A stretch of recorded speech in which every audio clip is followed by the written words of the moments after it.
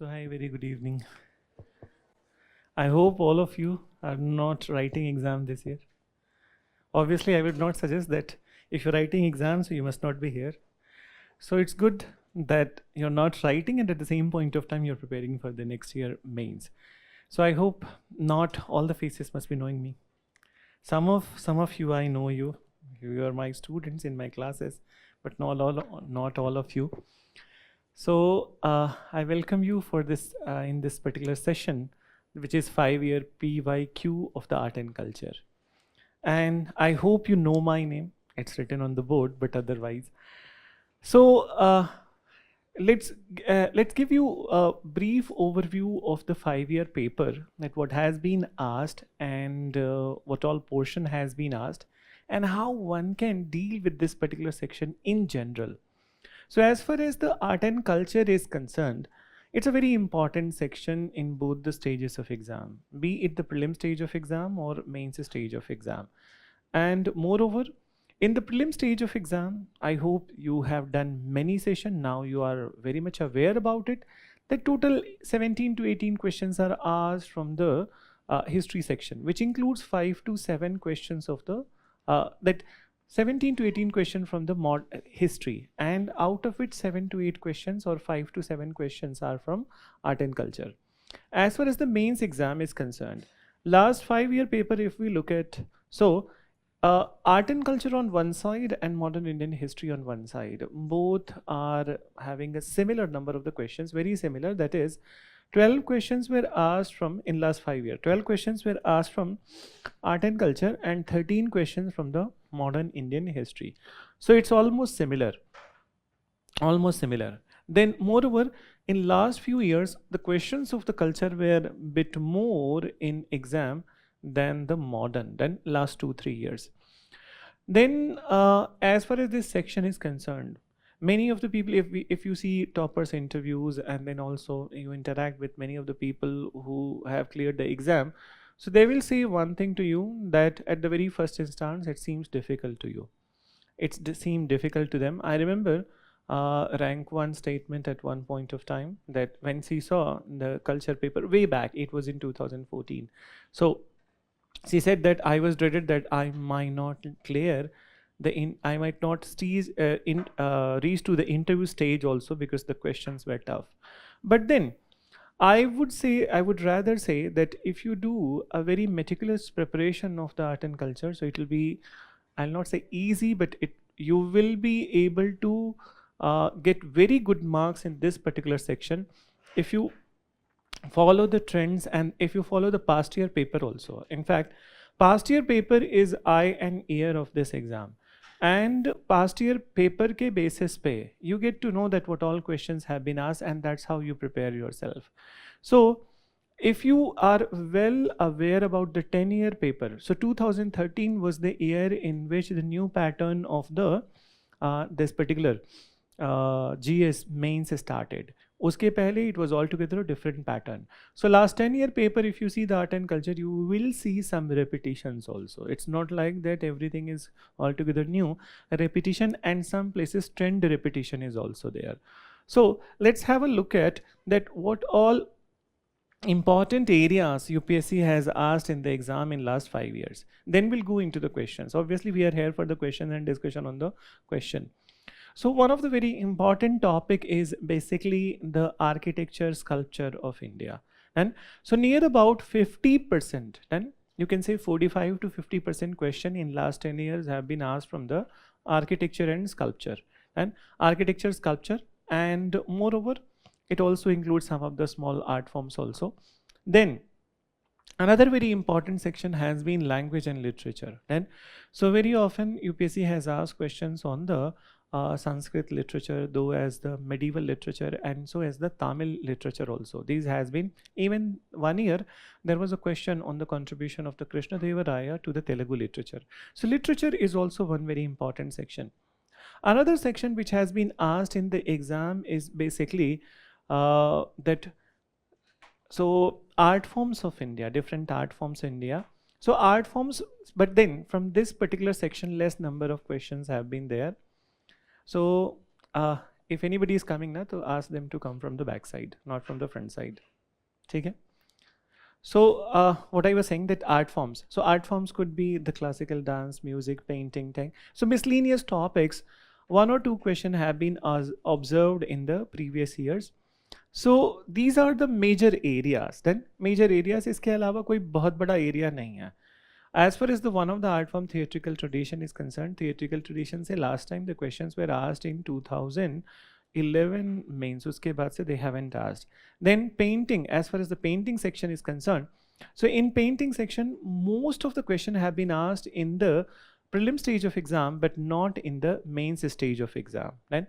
So might be possible that in the near future they can ask from the painting section also. Then let me begin this session with a question.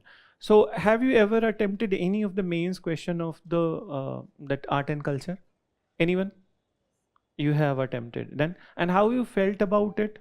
That was it easy for you or difficult for you to go with the question? Chalo, it wasn't direct. Very good, exactly. It's a very that best observation, I would say, that questions are not direct. Then, and always remember that when we see this exam from the perspective that there will be hell lot of mugging up required, meaning बहुत ज़्यादा रटना होगा, ऐसा भी नहीं है. Then you can write the answers very much with your observations, and in fact in this section there is always a scope to write, no matter how difficult is the question.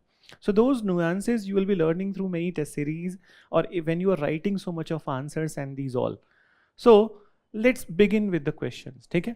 So let's begin with the question without wasting time, and एक बार इस पे questions लगा दो. So I also have brought the question, but you also need to see the questions. And generic observation, or in fact in generic way itself, you can write these all questions. So the very first question. Acha, before going it, what all sources you follow? Tell me before going, I'll go into the question answer. Tell me about the sources that you are following for art and culture. Okay. NCRT? Fine art. So there are 2 NCRTs, Fine Art Part 1 and Fine Art Part 2. Okay? So Fine Art Part 1, Part 2.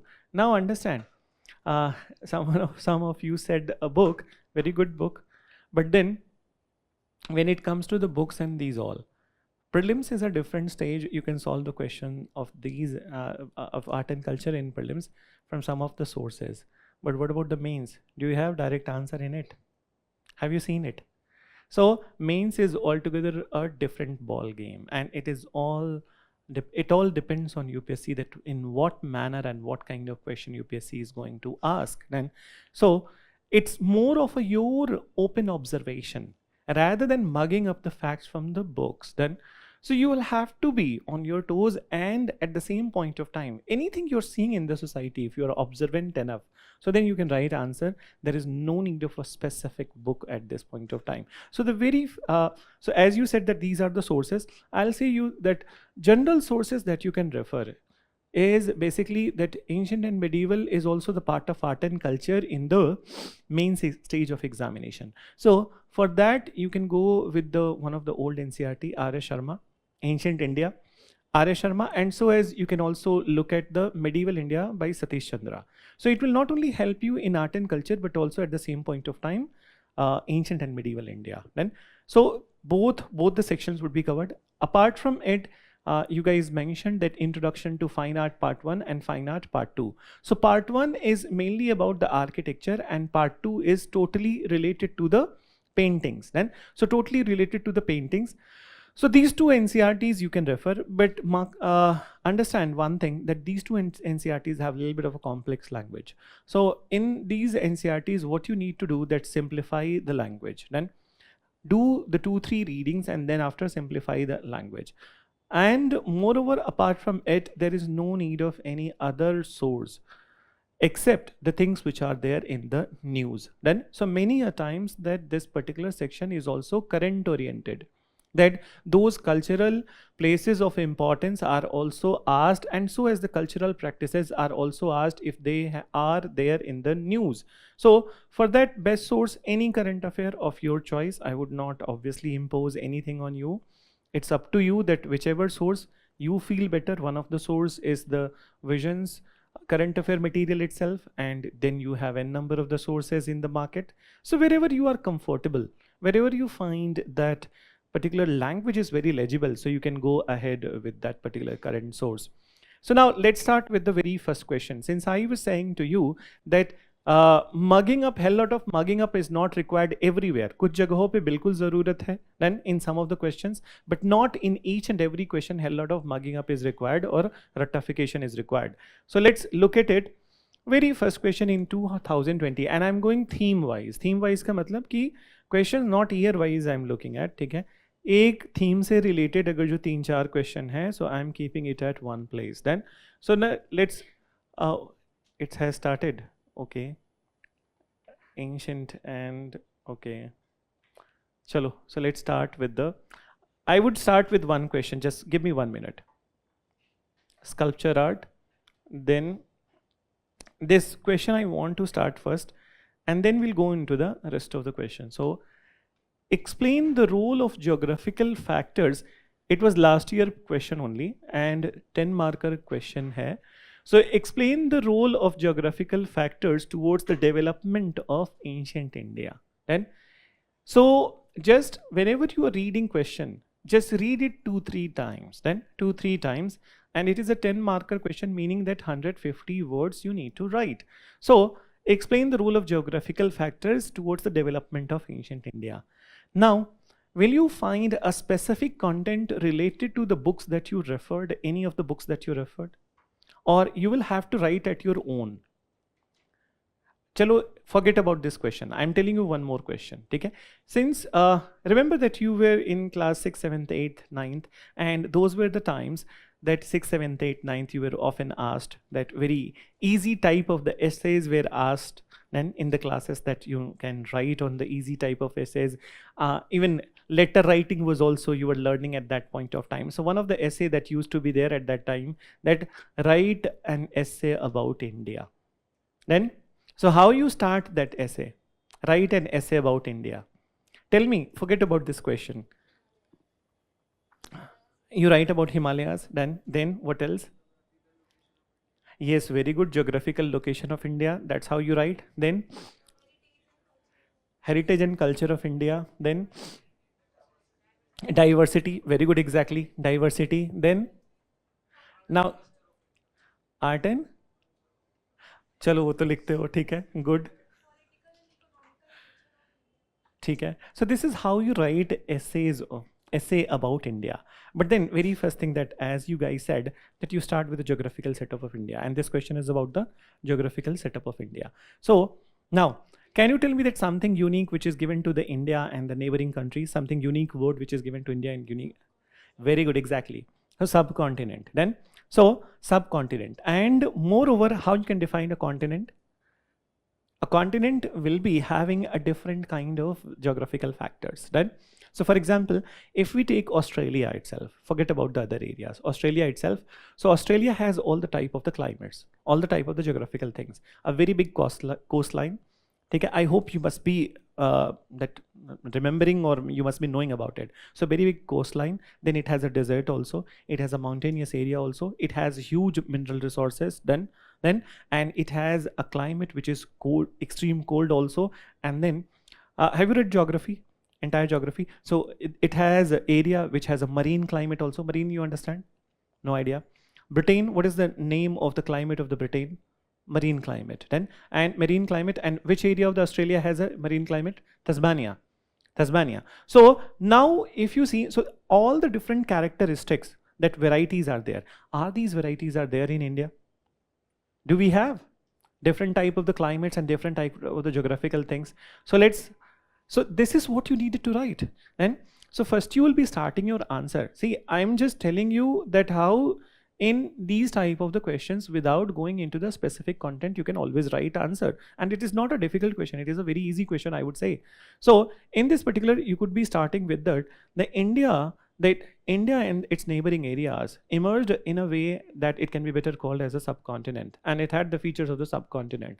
So then the geographical setup of India, you will be mentioning that on the northern side, the longest range of the longest hill ranges of the world is there, which is Himalayas. And then from the western side, it has been on the top of it, it has been bounded by the Pamir Knot. And then on the eastern side, if you look at the Pakistan side, so what are the hill ranges? Hindu Kush and Kirtahar, Suleiman. So these hill ranges. Then apart from it, you can come to, so when you write an essay about India, do you write that how the name India was given? How come? Or what is the old name, or what is the colloquial name of India, which you use one side India, and how we write in Constitution India, that is Bharat. So from where this name Bharat came?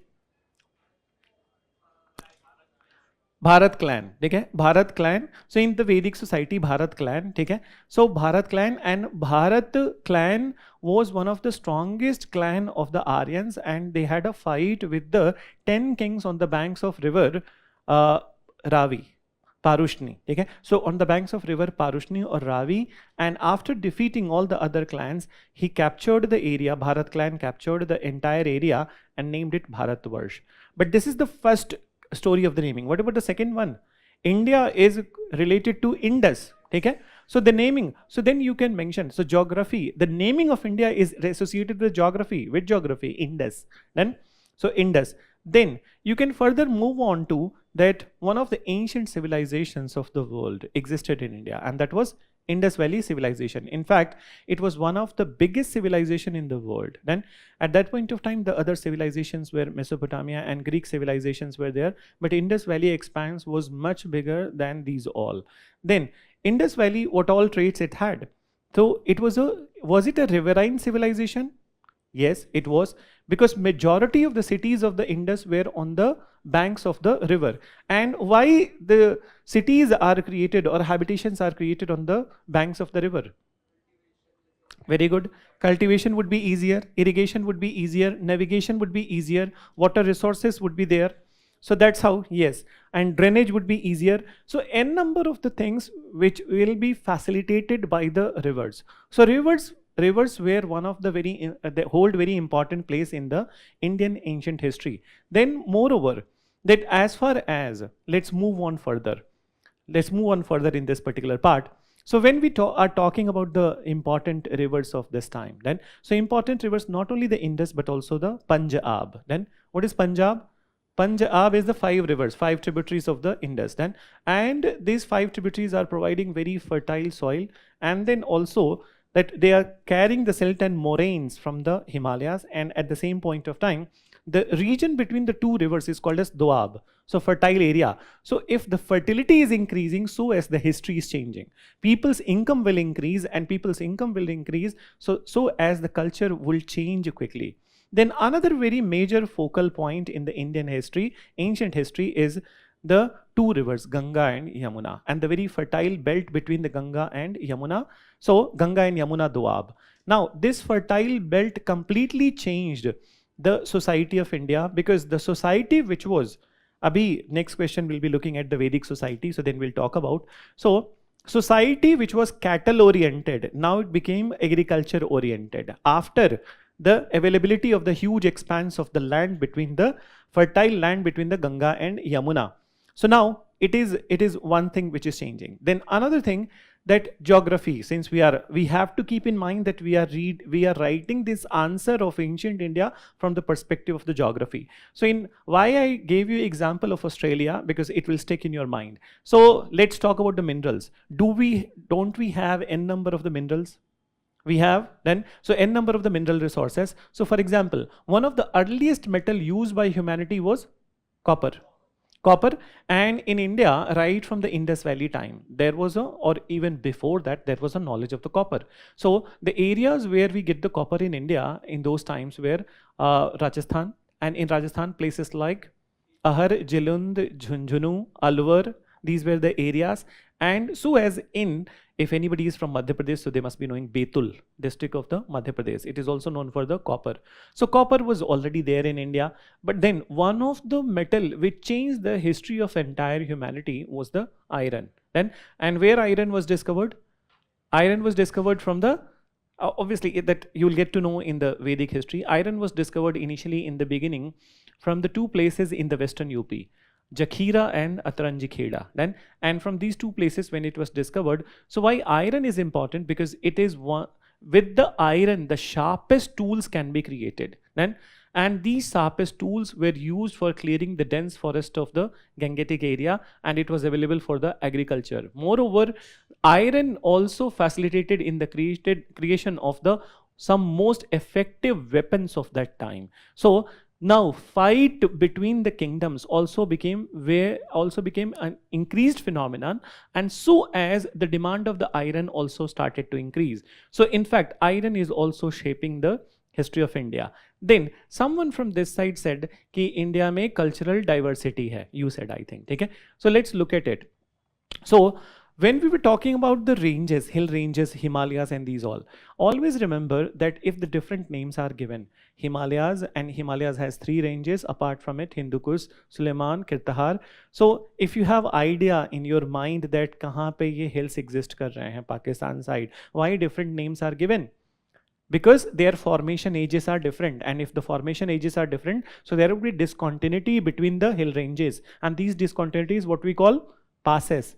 So, Khojak Pass, Gumal Pass, Bomdila, Jojila, have you heard about it? Then Manala, then so these all passes, and these all passes were important, or these all passes were passed to the people who are coming from the Iran, who are coming from the Central Asia, who are coming from the Macedonia. So many intruders have come to India and they have brought their own culture. Then, so in bits and pieces itself, so they have brought their own culture, and that's how there has been intermixing of the culture. Then, so diversity. Then let's look into internally in India itself that how geography is building the many multiple cultural things and also unity also. So for example, can you tell that any such mountainous divide in India? Mountain Vindhyas, very good. Vindhyas and Satpuras.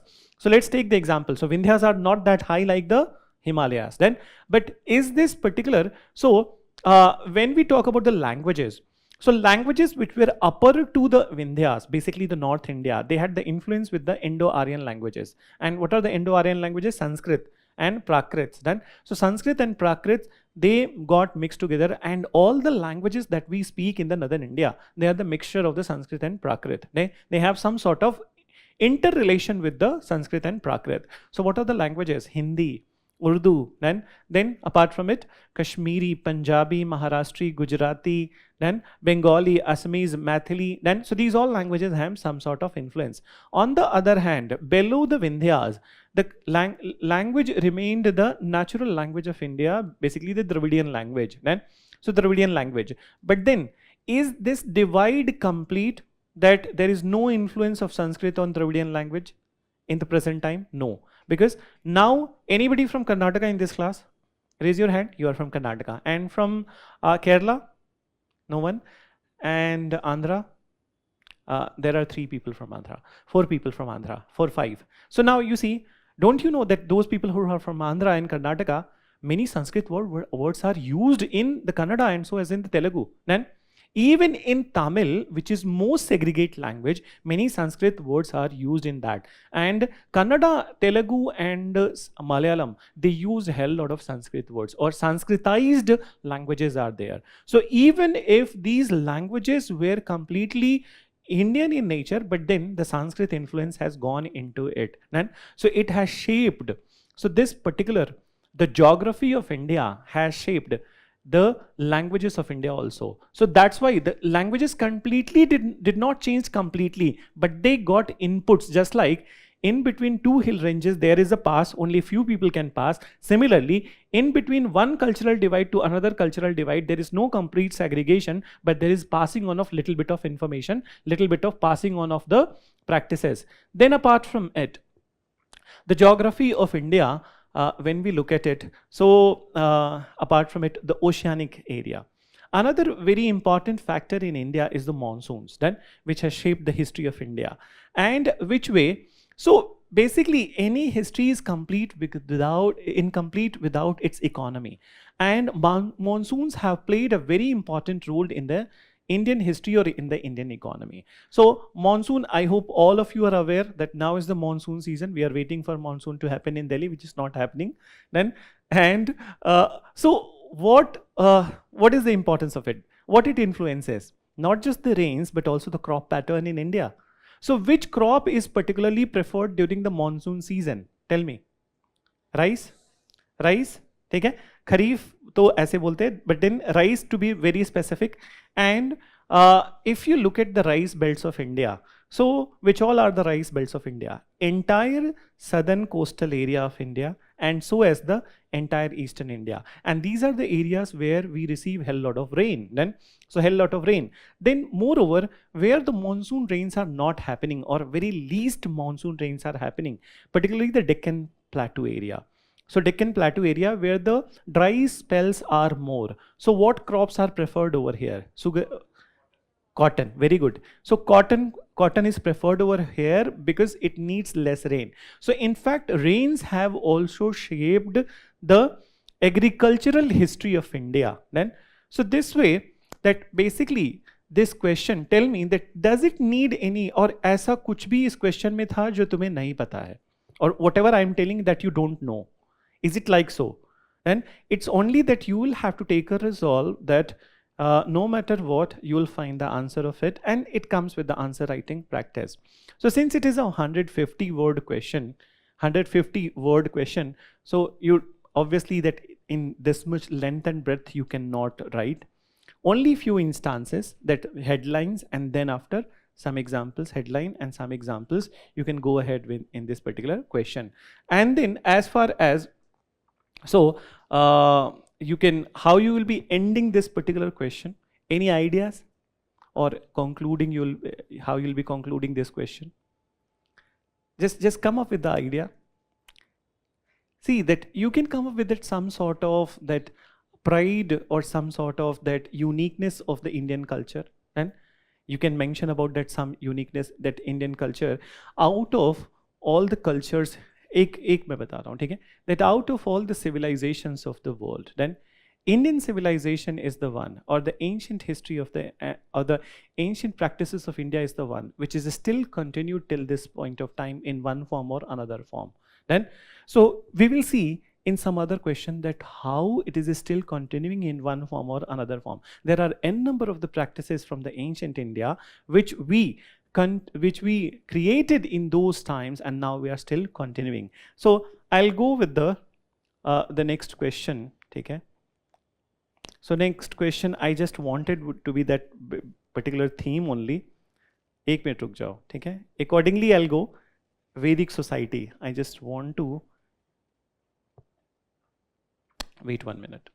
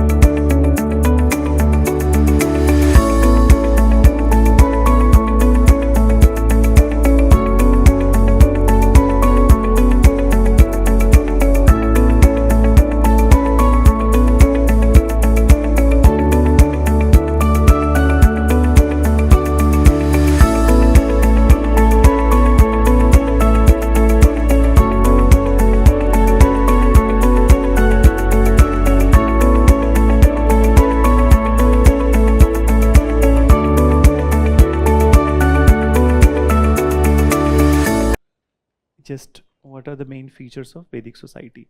So this is also the 2023 question. So what are the main features of the Vedic society, and do you think some of the features are still prevailing in the Indian society? This is what I was telling you as an ending of the previous question, that some of the practices which are still prevailing, which existed in the ancient time and abhi bhi exist kar raha hai. So let's look at this question. What are the main features of the Vedic society and religion? And then come to, do you think some of the features are still prevailing in Indian society? In fact, this question has been asked in 2015 also. I'll tell you the question, that in the beginning I was saying you that if you look at the 10-year paper, so you'll find that in one form or another form the question has been asked. Then, so let's look at the Vedic society first.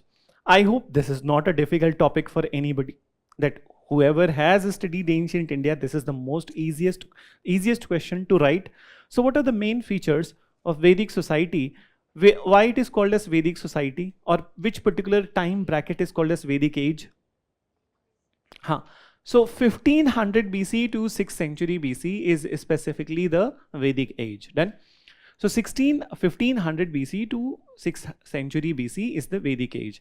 And why it is called as Vedic age?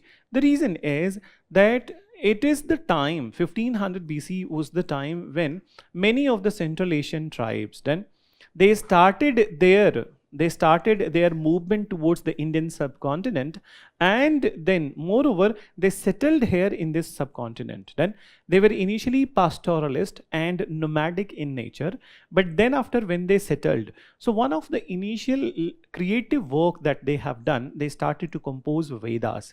And on the basis of the composition of the Veda, the age is called as Vedic age. Then Vedic age is further subdivided into two parts: early Vedic age and later Vedic age. Early Vedic is from 1500 to 1000, and later Vedic from 1000 to 6th century BC. So now both the phases, now since it has been asked in the combine, so we will talk about all the features in the combine. But otherwise, what is the major division point between the two ages? Why this kind of division was created, later Vedic age and early Vedic age? So what marked the beginning of the later Vedic age? Discovery of iron in 1000 BC. So discovery of iron in 1000 BC, it changed the entire scenario, and that's how we see the study, or we study the history of the Vedic period in two parts: early Vedic and later Vedic. So let's look at the Vedic religion and its practices. So now one by one, it's polity. What they have asked, only society and religion. So in polity we are not going, but then I'll discuss the polity also. So when it comes to Vedic polity, so most important position was the Rajan, okay, who was the king, who was the chieftain of the community. And then in the early Vedic age, there existed some of the political assemblies like Sabha, Samiti and Vidhat. Then, so Sabha, Samiti and Vidhat. But in the later Vedic age, some of these assemblies, they disappeared. Which one? Vidhat. And Sabha Samiti existed, but they were not very important in the later Vedic age. Then, so political nature they haven't asked, so don't waste your time in writing the political stuff. Okay? Kyunki dekho, it is a 15 marker, meaning that 250 words they have has been asked, and there are a number of things that you will be writing in this part. So just have knowledge of this particular thing. Let's come to the religion first, and then we'll go into the society. So what kind of religion existed in the Vedic time? That was it the monotheistic religion or polytheistic religion? Batao. Your participation is required. See, answer writing session ko aise mat consider karo that it is a one-way traffic and then you also participate. It was a polytheistic. Okay? So tell me the gods who existed in the early Vedic age. Indra, Agni, Varun, Mitra. Okay? And apart from it, there were many other devatas also, or many other gods and goddesses also. So for example, even Lord Sun was that worshipped. Then there used to be a god whose name was Pushan. Who was he? The lord of the animals. Then there used to be the goddess like Savitri.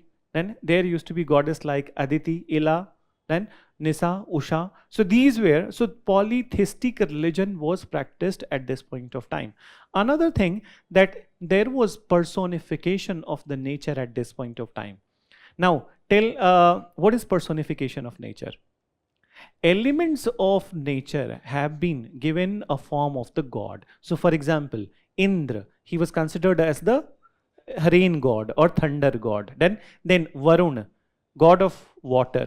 And so god of water, Agni, god of fire. So these are the elements of nature now who are regarded as a god. So there was a personification of the nature also, this word we use. Then moreover, what was the mode of the that worship at this point of time? Mode of worship and purpose of worship. So mode of worship, ritual sacrifices. Very good, exactly. So mode of worship was with the ritual sacrifices, and so as the recitation of the mantra. Then so ritual sacrifices include performance of yajna, then, and so as the animal sacrifices also. So for example, the animal sacrifices were like Vajapeya, Ashwamedha, Vajapeya and Rajasuya. Have you heard it? And so Rajasuya, coronation ceremony in which animal sacrifice is happening. Vajapeya, chariot race in which animal sacrifice is happening. And the last one was Ashwamedha Yajana. And Ashwamedha Yajana was for the expansion of the kingdom. But then in this particular ritual also, the horse was sacrificed along with many bulls and the sterile cows. Then, so these were the mode of worship and recitation of the mantra and prayer. Then what was the objective of the worship in the beginning? So material gain, then, meaning that they wanted good resources, wealthy resources for themselves. They wanted material gain, and one of the material gain that they were demanding was the brave son also. Then, so even they were demanding the brave son also. Now this is the feature in the early Vedic age. Now, in the later Vedic age, some changes are happening in this mode of worship or even in the gods also. So, in the later Vedic period, the gods now, the early Vedic gods have lost their former relevance, and Prajapati or Lord Brahma he emerged as the most important god. So, what is the meaning of the word Prajapati? The creator of the universe. And this is the time when the concept of the Lord Vishnu and Lord Shiva, so Vishnu and Rudra, has emerged, and then they started to be worshipped more than the early Vedic gods like Indra, Agni, Varun and Mitra. Then apart from it, at this point of time, that as far as the religion is concerned, so in the religion, the ritual sacrifices continued, but not the way it used to be there in the earlier times. And particularly in the later part of this particular later Vedic period, or last part of the later Vedic period, spiritual tendencies have emerged. So there was compilation of the Upanishads. And so Upanishads were composed, and Upanishads are raising the question about the purpose of the worship not to be precisely material gain, but for the spiritual growth. So spiritualism is also emerging. Then now, if we connect it, do you think some of the features still prevailing in the Indian society? So I'm just only talking about the religion. Are some of it are existing in the Indian society? Yes or no? Yes. So what are existing? Do we not recite the mantras? We often recite the mantra. And in fact, if you happen to observe many of the rituals which are happening at your family, so then you will find that the priest will be telling you that this is a Vedic mantra recitation. Okay? There are two types of the mantra recitation happens in the families whenever any puja is happening, any prayer is happening, tantric mantra and Vedic mantra. So people generally prefer Vedic mantra. So mantra recitation happens. Now, one of the best example of the recitation, I'll tell you that do you do the mantra recitation of the Gayatri mantra? Okay? Om Bhur Bhuvashva Tatsavitur Varenyam Bhargo Devasya Dhimahi Dhiyo Yona Prachodayat. What is it? Who wrote it? Who composed? Vishwamitra. Then, so it was composed in the early Vedic age by Vishwamitra, and even Gayatri mantra is also an example of that, how the mantras were written at that point of time. So priest Vishwamitra composed in the praise of the goddess Savitri and the sun god. Then, so who is goddess Savitri? Goddess Savitri is considered as the goddess of the daytime. Then, and so as the sun god. So this mantra is dedicated to him, and this mantra is still popular. So mantra recitation is a part of it. Then moreover, when you look at the Vedic rituals, so many of the Vedic rituals are still performed in the families. So the way the puja was happening, okay, the way the worship was happening, for example, importance of the Agni. Don't you see the practice of the Agni in the marriages also, in many of the rituals in the family, prayers, worships in the family, like Agni Home? Have you seen it? Agni Home, then, and making that, taking the fairas around the Agni Home. So Havan, have you heard? And so it is the practice that which carried from the Vedic time, and so as the worship of the elements of the nature I think all of us have seen in different parts of the country that people do worship nature. And so in fact, praying sun god itself is a worship of the nature. Then praying many other local, have you heard about the concept of sacred groves? Sacred groves, particularly in the northeast, it is very followed. So nature worship is still prevalent in different parts of the country. In fact, in each and every village of the India, there is some sort of nature worship which is very peculiar to that place. So many of these practices, they are still continuing. And in fact, the Vedas are considered as the highest textbooks or highest divine authority books in the, or text in the Hinduism. So they are still relevant. Let's come to the society of the Vedic age. That's about the religion. If you feel that it is going fast, so let me know. I can slow down, but since 12 questions are there, and then I'll have to cover it in the today's class itself. So we are in the second question. But then, now let's come to this second one, Vedic society. So let's talk about the Vedic society, how the Vedic society was there in the early Vedic time also and later Vedic time also. So society was patriarchal. Is it true? Yes. And what about the today's society? Is it patriarchal? It is patriarchal. Okay? Then, moreover, when it came to the marriages, so there were change in the marriages in the early Vedic period to later Vedic period. So first of all, child marriage was not observed in the early Vedic age, so as the later Vedic age. So in fact, even in today's time, in the middle part of the Indian history, we see that there was child marriage, but do we go with this particular practice of the child marriage in today's time? I think no, then, because there are many legislations. Some people do it, but then legislations and many things are there because of which it doesn't happen. Then let's come to the other parts of it, some specific parts of it. So have you heard about the samskar, 16 samskar, 16 samskar?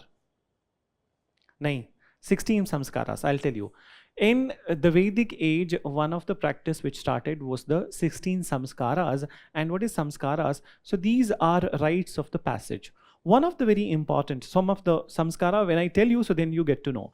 Some initial is the Garbhadhan samskar, when lady is conceiving a child. Then, so that's the Garbhadhan samskar. But then all of you must have heard about Namakaran samskar. What is it? When the child is given, yes, name. Then, so that is Namakaran samskar. Then another samskar, it is the Annaprasan samskar. What is it? So first time solid food is given to the child, Annaprasan samskar. Accordingly, there are n number of the samskar, but 16, total 16 samskars are there. One of the very important samskar is the Upanayan samskar. What is it? Janev samskar. Some of you might be wearing also. Then wearing na, some of you. Then, so what is this Janev samskar? Upnayam samskar is considered as the second birth of the Hindus. Then, and after that Janev samskar happens, Upanayan samskar happens, so then you will have to follow the rituals of the Hinduism. Before the Upanayan, you can be considered as a child, but after the Upanayan has happened, so then you will have to follow the rites and the rituals of the Hinduism. Then, another very important samskar in the Hinduism, then, so one must observe all the 16 samskar to get the highest goal in the Hinduism, that is Purusharth. And what is the highest in the Purusharth? Moksha. So one of the samskar is the marriage, Vivaha samskar. Okay? So marriage samskar or Vivaha samskar. So Vivaha is also a very, and it is the 15th in the sequence. Then, so it is very important. And then comes the last one, Antesti samskar. What is Antesti? Last rites. So it is said that if someone is dead, and so his last rites must be performed, then with all the rituals of the Hinduism. So last rites must be performed. Why this is so? You must have heard a word, a common colloquial word in the society that लोग बोलते हैं कि आत्मा भटकती है. ठीक है, किसी की भटक रही है यहाँ पे. So what is this आत्मा भटकती है?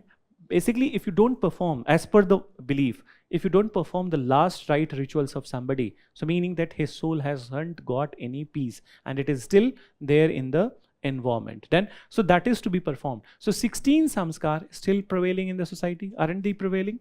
Then so still prevailing. So not all of it, but then majority of it are performed. For example, there is a one more samskar that is basically called as chuda karada samskar, and in colloquial word I would say mundan samskar. You know it then. So mundan happens then. So these are the samskaras which emerge from that time and they are followed. Now let's come to the next concept, gotra. Have you heard about the gotra? You all must be knowing, okay? Many of you must be knowing, and you must be knowing your own gotra also. So gotra is something which emerged, this concept emerged from the Vedic time, and still in the many pockets of India, gotra is taken into consideration. So for example, one of the very important consideration related to the gotra is marriages. Then, so during the marriages, it is said that one must avoid sagotriya vivaha. What is sagotriya? Same gotra. So if two people are belonging to, suppose that they are belonging to Bharadwaj gotra, so it must be avoided. And if they are belonging to Bharadwaj and Kashyap, so it is better. And so this gotra concept which emerged from that time, it also continued. Then it is continuing till this point of time. Then moreover, if we look at the Vedic society, so some of the good features also, so some of the good features like that women were given respectable position. Though the society was patriarchal, but they were given respectable position. They were, in the early Vedic time, they were allowed to participate in the educational discourses. They were allowed to be part of the political discourse also. And moreover, in fact, in the beginning, they had the choice to get married to person of their choice. Okay.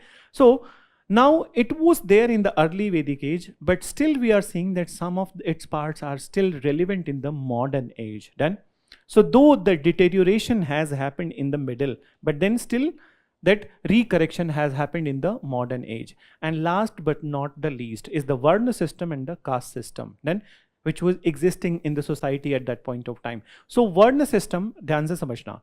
Varna system, how it was created. When you look at the parts of the, so Rigveda has 10 chapters, and these 10 chapters are called as mandalas. So in the 10th mandal of the Rigveda, last chapter, it was mentioned to divide the society on the basis of the varna. Then, and what was this? So this is the division on the basis of the profession by birth. So for example, in the 10th mandal of the Rigveda, under Purusha Shukta, it is mentioned that Brahmanas emerge from the mouth of the primeval man. Then, so they will do the intellectual work. Then Kshatriyas emerge from the chest and the shoulders of the Adi Brahma or primeval man. So they will do the work of the protection and the ruling. Then Vaishyas emerge from the thighs of the primeval man. So thighs are known for the movement. Then so they will be related to the service industry, trading, service, these all industry. And then the last one, Shudra. So Shudra emerge from the feet of the primeval man. And what is so feet indicative in a body? Feet is something which carries the entire weight of the body. Then, so it meaning that the physical labor would be done by the Shudras.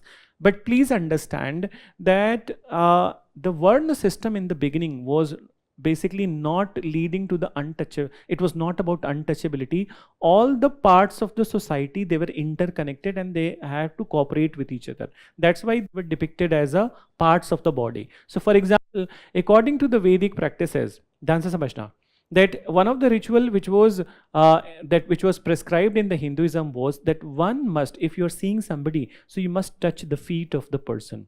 Then you must touch the feet of the person. Why so? Because feet is the one which carries the weight of the body. Then, so if that is respected, so entire personality is respected. So, but then in the middle, from the word, what happened that during the time of the Buddha or before the time of the Buddha and Mahavir itself, caste system emerged.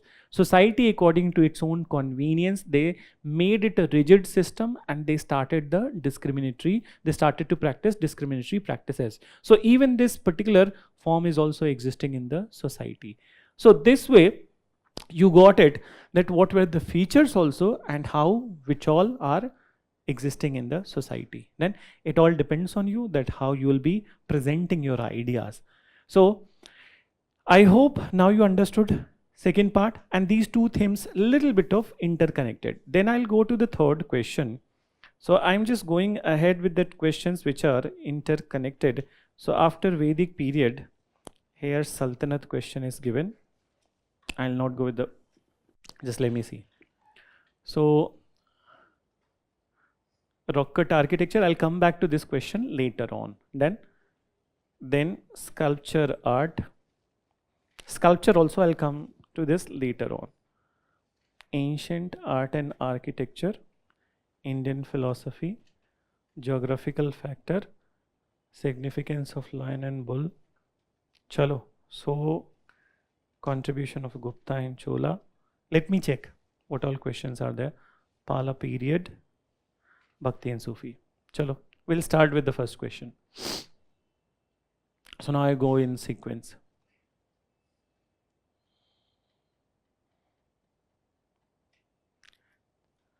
So even this question, now understand. So the rock cut architecture represents one of the most important sources of knowledge of early Indian art and history. Discuss 150 words, 10 marker. So the rock cut architecture of India. Then we'll go further into the rock cut architecture. But is it a difficult question or kind of a normal question? I just want your opinion on it. It's a normal question. But then for how many of you it seems to be a difficult question? Raise your hands. If it is difficult, so raise your hand. And moderate, majority of you. Okay? So majority of you moderate questions. See that here also there is no specific that reading which is required कि एक किताब पढ़ो और उसमें सारा answer मिल जाए. It's actually how well you are reading in ancient, medieval and Suez art and culture, and you are able to collate the fact. So let's start with this. Rock cut architecture represents one of the most important sources of our knowledge of early Indian art and history. So when it comes to the rock cut art, from where it starts? From which particular period? Any idea? Yes, very good. So it all starts from the Mesolithic period. Dhyan se samajhna. See, when we start our study of the history, so study of the history, we start from the prehistory times, and prehistory times, Stone Age. So Stone Age divided into Paleolithic, Mesolithic and Neolithic period. And Paleolithic mein, there is a three division: Upper Paleolithic, Middle Paleolithic and Lower Paleolithic. Then, so it is in the Upper Paleolithic, which is the last stage.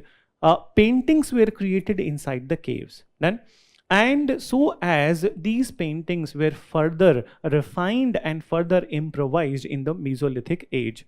So what is the name of how these paintings were done? Just give me 1 minute. So these paintings, scratch on walls were created. The stone tools of that time, so I'm not using the board, scratch on walls they were creating, a sharp stone tool. So they are cutting the rock kind of with a sharp stone tool, and then after different shapes they were creating, and these shapes they were filling the colors. Then so they were filling the colors, and these things were known as, just give me 1 minute, I'll just use the board. So they were known as petroglyph. Then so petroglyph was one of the initial or earliest rock cut painting of India, where rocks are cut in a specific designs with a specific stone tool, and then in these designs the colors were filled. So in the Mesolithic age, what they were doing, Upper Paleolithic they started, but they were painting that what they were practicing in the society. So for example, the earliest rock cut paintings of India, they depicted hunting, gathering, okay, and fighting scenes. But from the Mesolithic time, this question is also a kind of a repeated question from 2015. I'm telling you, okay, not only the continuity of the Vedic religion, but even this is also a repeated question. But question format was different, answer would always be similar. So understand, so in the Mesolithic period, the wide variety of the themes were depicted, and these themes, they were depiction of the socio-cultural life of that time. Understand the themes. They depicted animal riding. So animal riding is indicative of domestication of animal. Then they depicted, apart from it, hunting scenes where mainly males were represented in hunting and fighting scenes. Then, and there is another scene which is depicted on the painting. It is basically household chore, ghar ke kaam kaaj. And in this, female females were depicted. So this is indicative of division of labor. Ki men will be fighting and female would be doing the household chores. Then apart from it, there are scenes like celebration and community dance was there. Group dance and celebration was there. So for example, do you do the celebrations alone or with the society? With society. You clear the exam and you get the rank 1 and your family is not happy about it. Kaun sa bada teer maar liya. So will it be celebration? Only when they share the same sort of feeling that you have cleared the exam, it's a big thing. Then the celebration is there. So what it is indicative of? Community sense. Then group dances. What is required in the group dance? Group of people, okay? And then coordination and cooperation between them. Group dance is not like that everybody is dancing on their own tune. But then everybody is doing the same dance. So coordination and cooperation, it is indicative. Then apart from it, they also depicted sexual union. One of the very important act in the act for the humanity, without which the progenies cannot proceed. So sexual union. Then apart from it, they have also depicted the sexual organs also, like the phallus and then yoni. Phallus, sexual organ of the male, and yoni, sexual organ of the female. So these are the initial practices which they depicted, and it is indicative of their socio-cultural life of that time. Then so we get to know that what they were practicing in the Mesolithic phase. Now after the Mesolithic phase, this rock cut painting, the next phase we look at it, that how we get the information. So let's go back to the question 1 minute. Backstage, I think, was it? Yeah, fine. So this is one indication. Then comes the phase of the Mauryas. Then when you start studying the architecture section, so just after the Indus Valley civilization, you get to know things from the Maurya age. So in Indus Valley, we don't have any rock cut example, but then rock cut examples are basically there from the that Maurya age. In rock cut, only few things we can say from the Indus Valley. That is the image of the priest. You remember bearded priest, then bearded priest who was created from the statite. So it is the bearded priest example, which is a sculpture. It gives an indication that there was a priestly position in the Indus society, but apart from it, we don't have any other information. Let's come to the Maurya time. So in Maurya period, n number of the time in the prelims also, Ashoka's initiative related to the cave architecture has been asked. So Ashoka and his grandson Dasrath, they created many caves, done, and these caves were in the Barabar hills of the Gaya district. Right now it is known as Jahanabad district. So these caves which were created, they were meant for the habitation of the shelter for the Ajivika monks, done, and these caves were highly polished, and they will have a very beautiful semicircular facade on the entrance. Then, so on this entrance, many such beautiful designs were depicted. So this is indicative that rock cut architecture of the Ashoka's period, what it is indicative, that there was a respect towards the monk tradition or Ajivika monks in the society. Moving on further, the next rock cut tradition of India is Ajanta and Ellora caves. And not only Ajanta and Ellora, but large number of the other caves were also created. Kanheri, Bedasa, Karla, Bhaj, then. So n number of the caves were created. Then, but then most important is the Ajanta and Ellora, and so as the Elephanta also. So when you look at the Ajanta and Ellora, so what tradition has started from this rock cut, caves of the Ajanta? Chaitya and Vihara.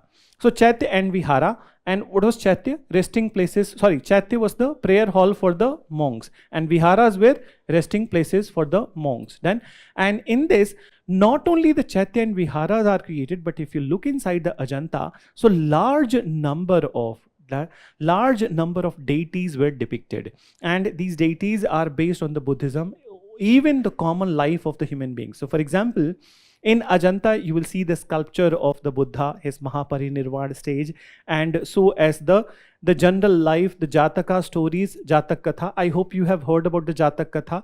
So the depiction of these all things are there. Then apart from it, Ellora also. In Ellora, what we find, so Ellora is the beginning of the new rock cut age in India, whereby the first monolith temple of India was created. That is the Kailasnath temple. And then apart from it, it is the place where there was collection of all the three religions, Hinduism, Buddhism and Jainism. So 17 caves belonging to the Hinduism, 12 to the Buddhism and 5 to the Jainism. And in fact, depiction of all the three religions and the deities associated with it. And in fact, it is said that it is the Ellora cave which is the best depiction of the Indian art in those times. Then apart from it, we have n number of the caves in the Maharashtra, Bedsa, Karla, okay? So these all caves, there is a depiction of the life of that particular time. Then apart from it, rock cut architecture, when we further move, so when we further move in the medieval centuries after the Ajanta and Ellora, so we find that rock cut mandapas were created during the Pallava period, and that is one of the initial worship places in the southern India. Then, so rock cut mandapas, and in fact in Nagarjuna Konda area of the which state? Andhra. So Andhra Pradesh, you find many Buddhist caves over there and Buddhist sculptures over there. So these rock cut caves or rock cut architecture of India, at one hand they are depicting not only the religious practices and evolution of the religious practices, but at the same point of time, it is also depicting different types of the beliefs which were held in the society, and so as the daily life of the people, that how it was happening was also depicted on these particular things. So you must always start this question with the Mesolithic, as it depicted socio-cultural life of that time, and then you can end with the Ajanta if you don't want to go further beyond that. Then, so now, yes, please ask. Looking for an effective plan to begin your essay mains preparation? Adopt the structured approach of pre-decided themes and develop sharp essay writing skills. Break down complex topics to articulate your thoughts with logic and clarity. Enroll in the Vision IS Essay Enrichment Program starting from 27th June, 1 p.m. Build your essay writing skills into your biggest strength.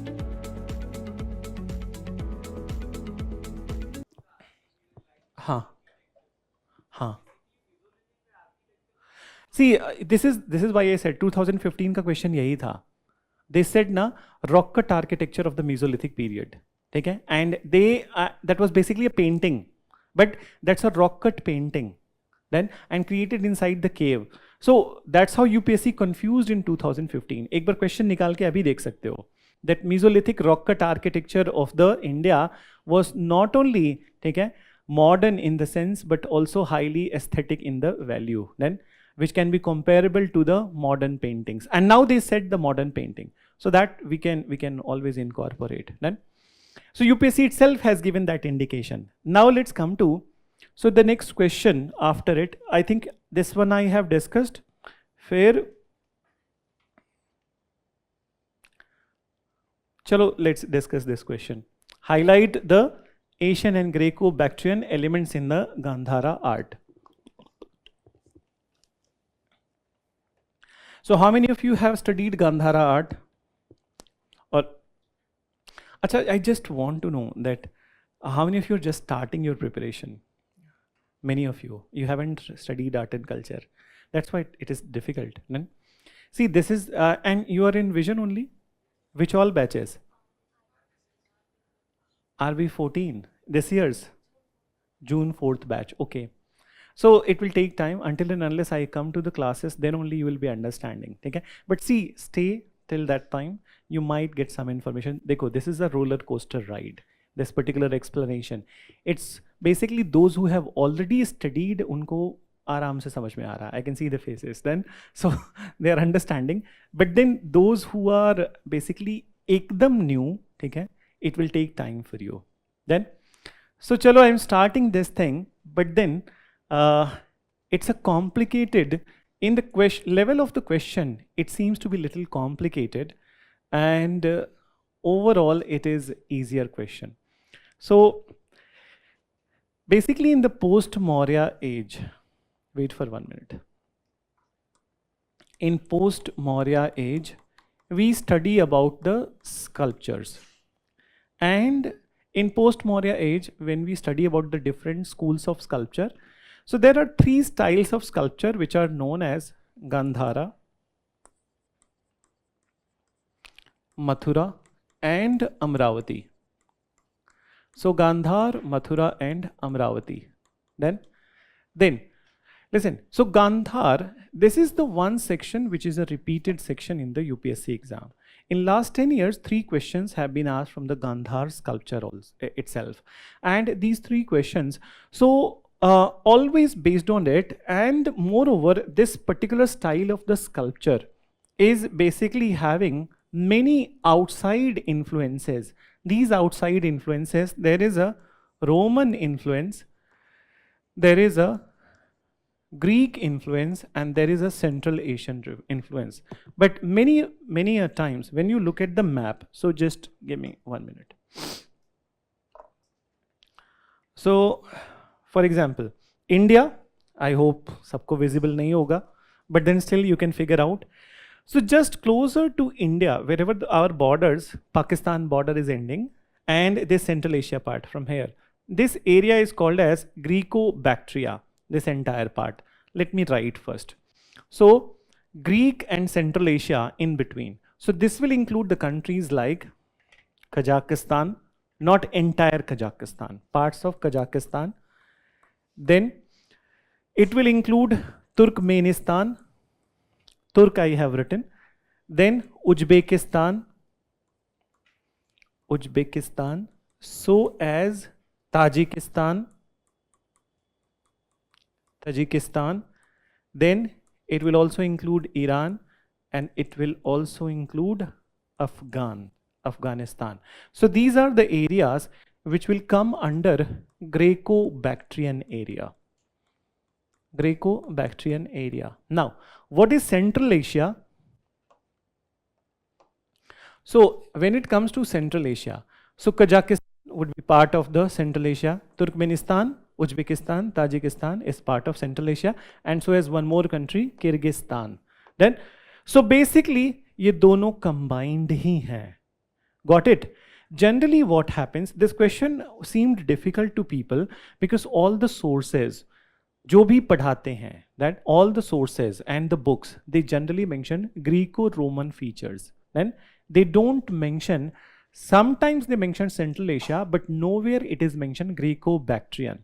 So UPSC, what it did, that in this year paper, they added a word Greco-Bactrian. Now people got confused about the Bactrian, but it is just a word you needed to write according to the Greek tradition. Answers then. So let's come to the features. So I'm coming to the question. I hope you got it. Area to identify ho gaya.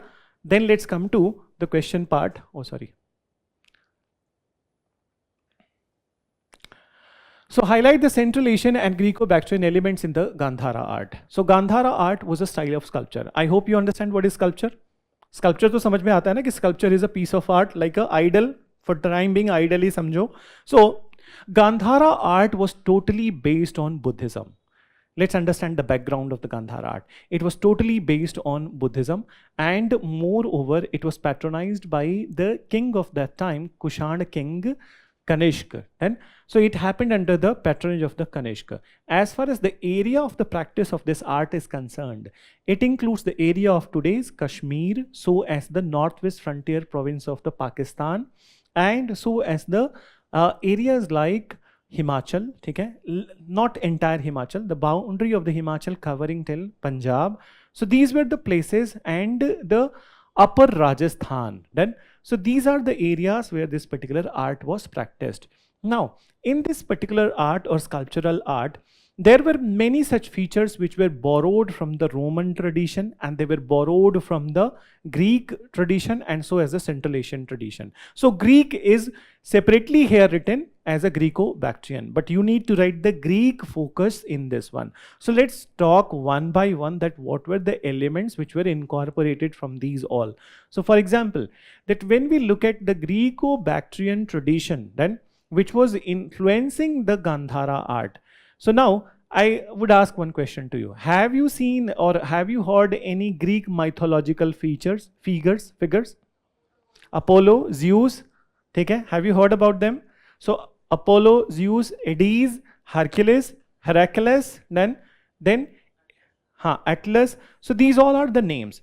Now, when it comes to the face of the Buddha, okay, face of the Buddha in the Gandhara tradition, it was very much inspired from the facial features of the Greek god Apollo. Then, so Greek god Apollo is regarded as having one of the smartest physical attributes in the body. So grace of the Buddha image was inspired from it. Then apart from it, when we talk about the Greek figures like Heracles, Hades, then, and so as the Atlas, I hope you have heard this name. So these figures, if you look at their images, so they are known for masculinity of the body. So that masculinity of the body was depicted in the Buddha's image also, inspired from these gods.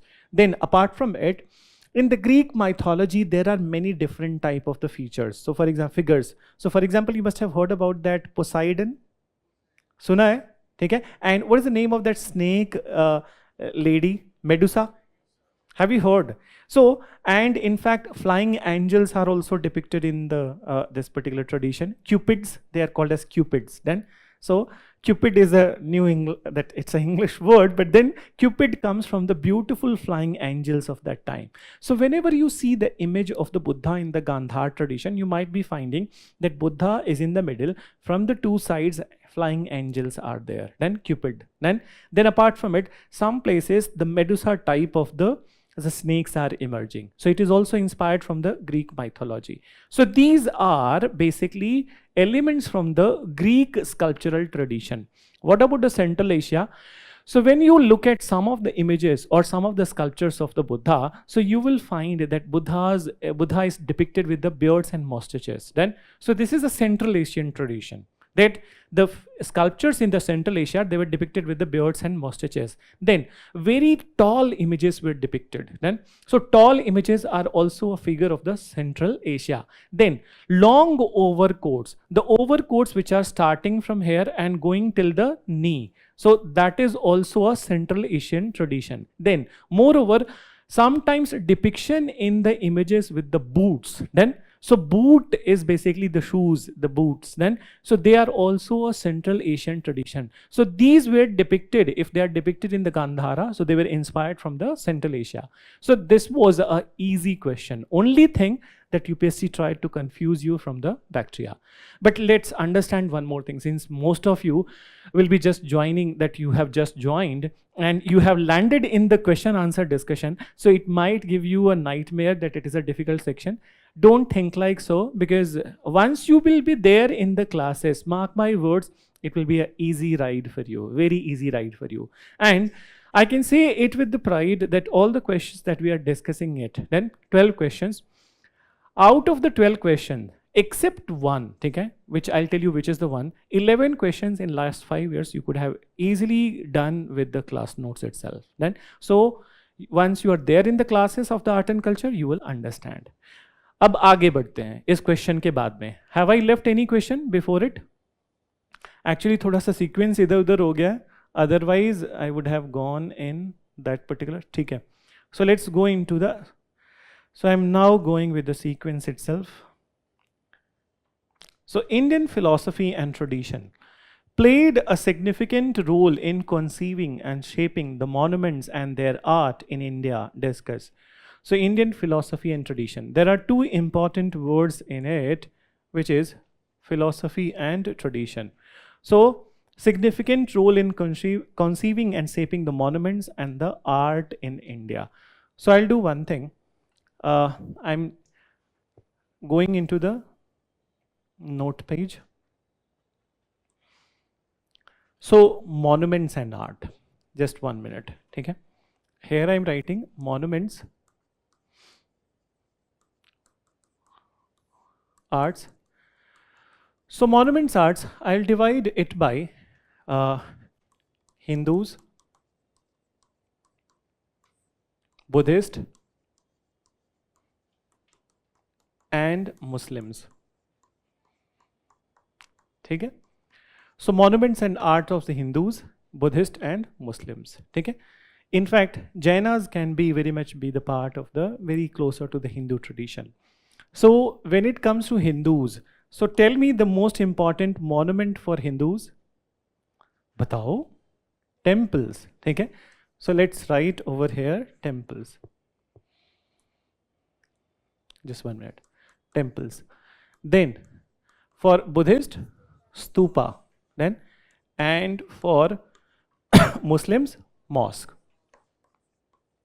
So let's look at the philosophy of these all. Then now philosophy of all these monuments.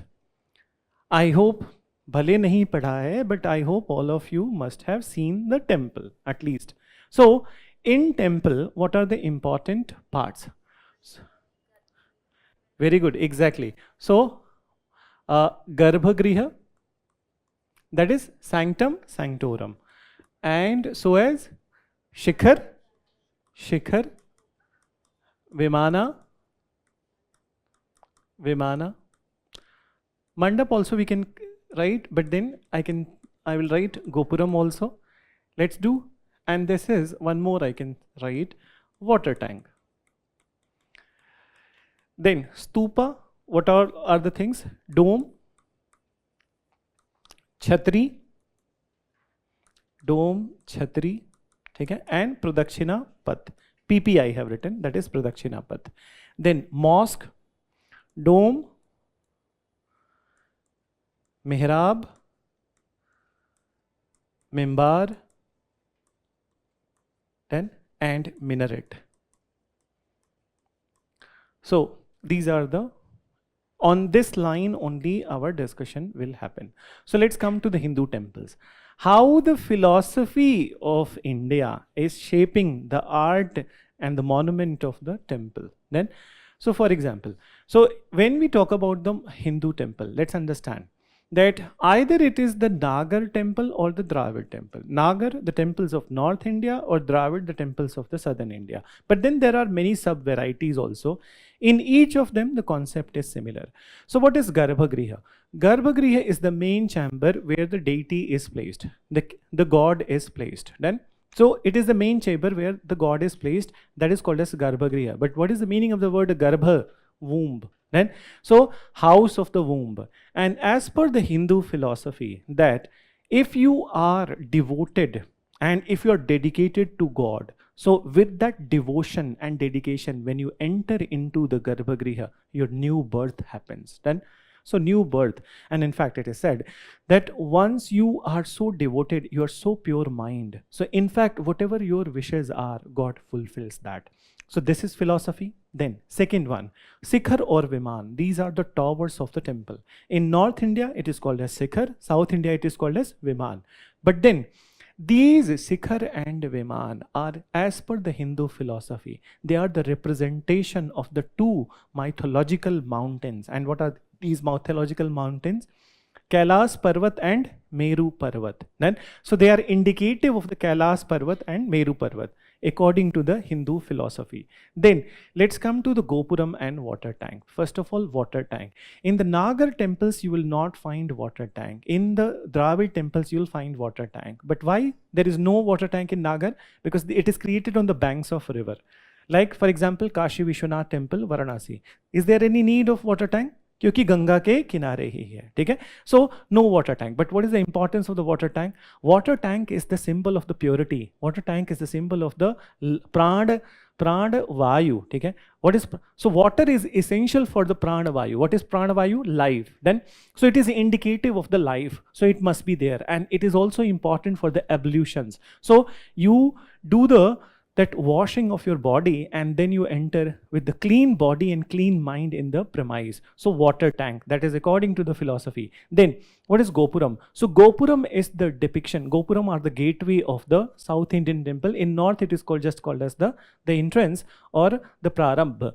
So in both of it, there is a depiction of the Hindu mythology. Okay? And what is Hindu mythology? Different characters and the figures from the Hindu mythology. Then let's come to one more very important part of the temple itself. That is basically, so temples are created according to the principles of the Vastu Shastra. Vastu Shastra. And this is the Hindu philosophy. So what is Vastu Shastra? I don't know that you have heard or not. In classes I have taught. Some of you, okay, who were there in the classes, they know it. So what is it? It is a depiction of a demon. Vastu Purush Mandal. Let me make you understand. So that generally a temple premise, the Garbhagriha part would be, or even the houses would be a square. And in a square, that what is Vastu Sastra? It is a depiction of a demon. Name of the demon is the Vastu Purush Mandal. So it is said that till the time this demon would be active, so there would be evil activities or unfortunate things will be happening in the house or the temple or anywhere. So if the Vastu principles are applied, so then this demon would not be active. So according to the Hindu philosophy or the belief that Lord Brahma instructed 32 devatas and to pin down the Vastu Purush. So suppose that if the front part, what we call dorsal, so dorsal part, ventral, sorry. So ventral part or basically face part of the demon is pinned down. ठीक है? मतलब नीचे की तरफ, अगर जमीन है तो मुंह नीचे की तरफ. So is pinned down, and then his legs would be this part, and then his feet would be at this part would be the face, and this is what is called as the Vastu Purush Mandal, and this is what is taken into the consideration into the Vastu Sastra. So these principles are followed. Basically, if the direction change, suppose if I said to you that head of the Vastu Purush Mandal, meaning the demon, is on this side, but while creating the house, you put the head over here, so then it will be destructive. So these principles are followed in the construction of the temple. So this is Hindu philosophy. Let's come to the Buddhism. Then जब classes में आओगे और अच्छे से समझ पाओगे, ठीक है. Then let's come to the next part which is stupa. So in stupa is indicative of, even temple and stupa has one similarity. What is similarity? Both of them are considered as the microcosm of the world, universe. What is microcosm? Universe or Brahmand ka chota representation or a smaller representation of the universe. Even stupa is also considered as the microcosm of the world. Then moreover, when we look at the stupa, so the entire stupa construction is according to the Buddhist philosophy, whereby they believe that stupa looks like this. Let me create a diagram. Stupa looks like this, and then there would be these chhatris. So this part is considered as meditating leg of Buddha. This part is considered as middle body of Buddha, and this part is considered as head and neck of Buddha.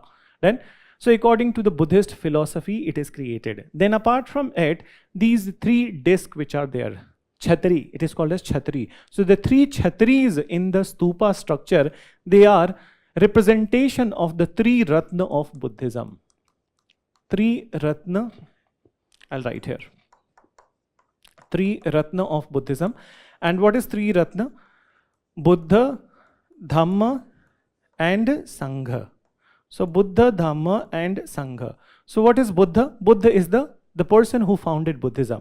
What is Dhamma? Doctrines of Buddha. And Sangha is the monastic order, where all the monks and everything that they would be the one who will be living in this area, and they will be the one who will be responsible for the propagation of the Buddhism. So this is representative of these three Ratnas of the Buddhism. Apart from it, according to the Buddhist philosophy, stupa is also representative of the Jatak Kathas. Okay? So what is Jatak Katha? Previous life story of the Buddha. So once again, the philosophy of the Buddhism has inspired its architecture, just like the philosophy of the Hinduism inspired the different parts of the temple. Similarly over here also. Let's come to the third part in the medieval period, mosque. So mosque, sorry.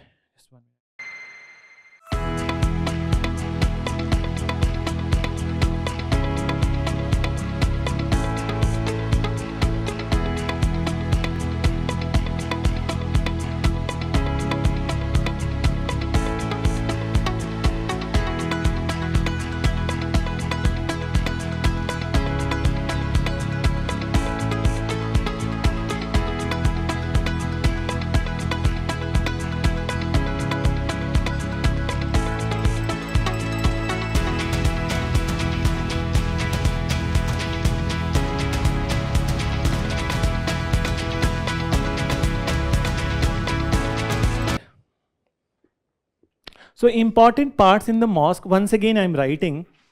So dome, then what I wrote, mihrab, mimbar, and minaret. Minaret. So let's start our discussion with the minaret. What is minaret? It's a long, very high tower in the mosque, and it is meant for morning prayer announcement. What is morning prayer announcement? Azan. Then so azan. That's why their width would be smaller, but then they will be very high so that more coverage of the azan announcement happens. Then apart from it, that dome is indicative of the order of the world in Islam. So order of the world, that basically that earth itself is oval. And it is also many a times whenever you see dome in any tradition, so it is indicative of the cycle of birth and death. Then even in Buddhism also it is cycle of birth and death.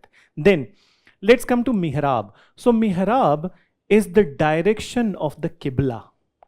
So this is a very important construction in the mosque, and it is the direction of the Qibla. What is Qibla?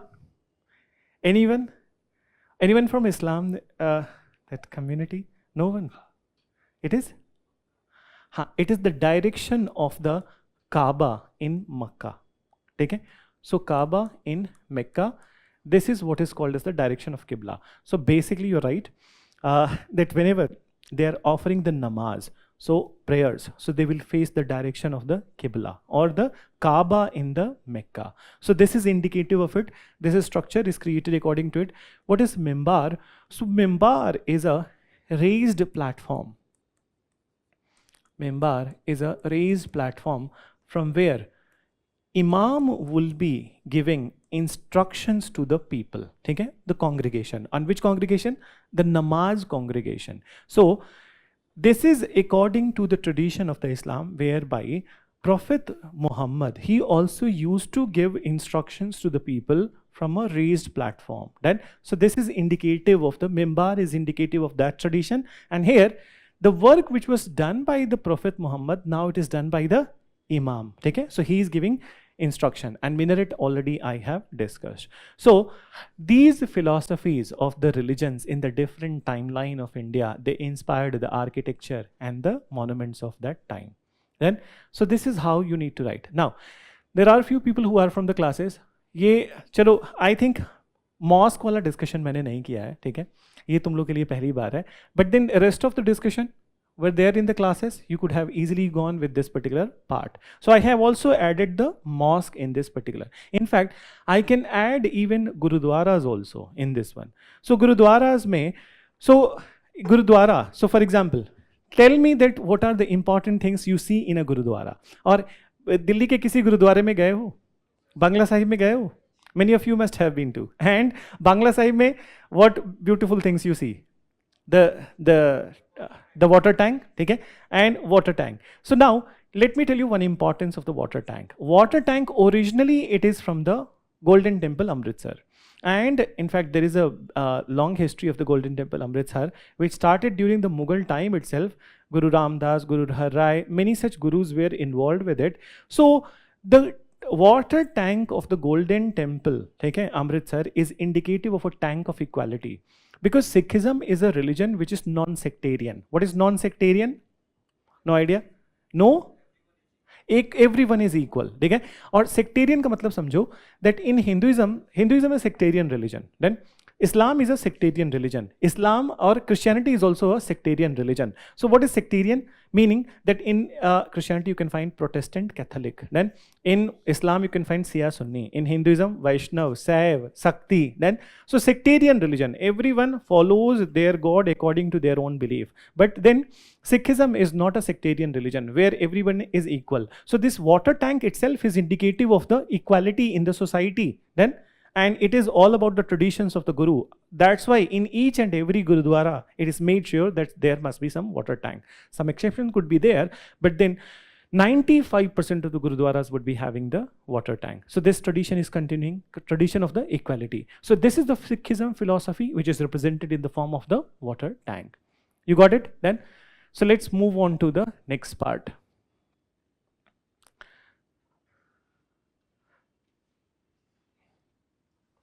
So geographical development already we have discussed. Discuss the significance of the lion and bull figures in the Indian mythology, art and architecture.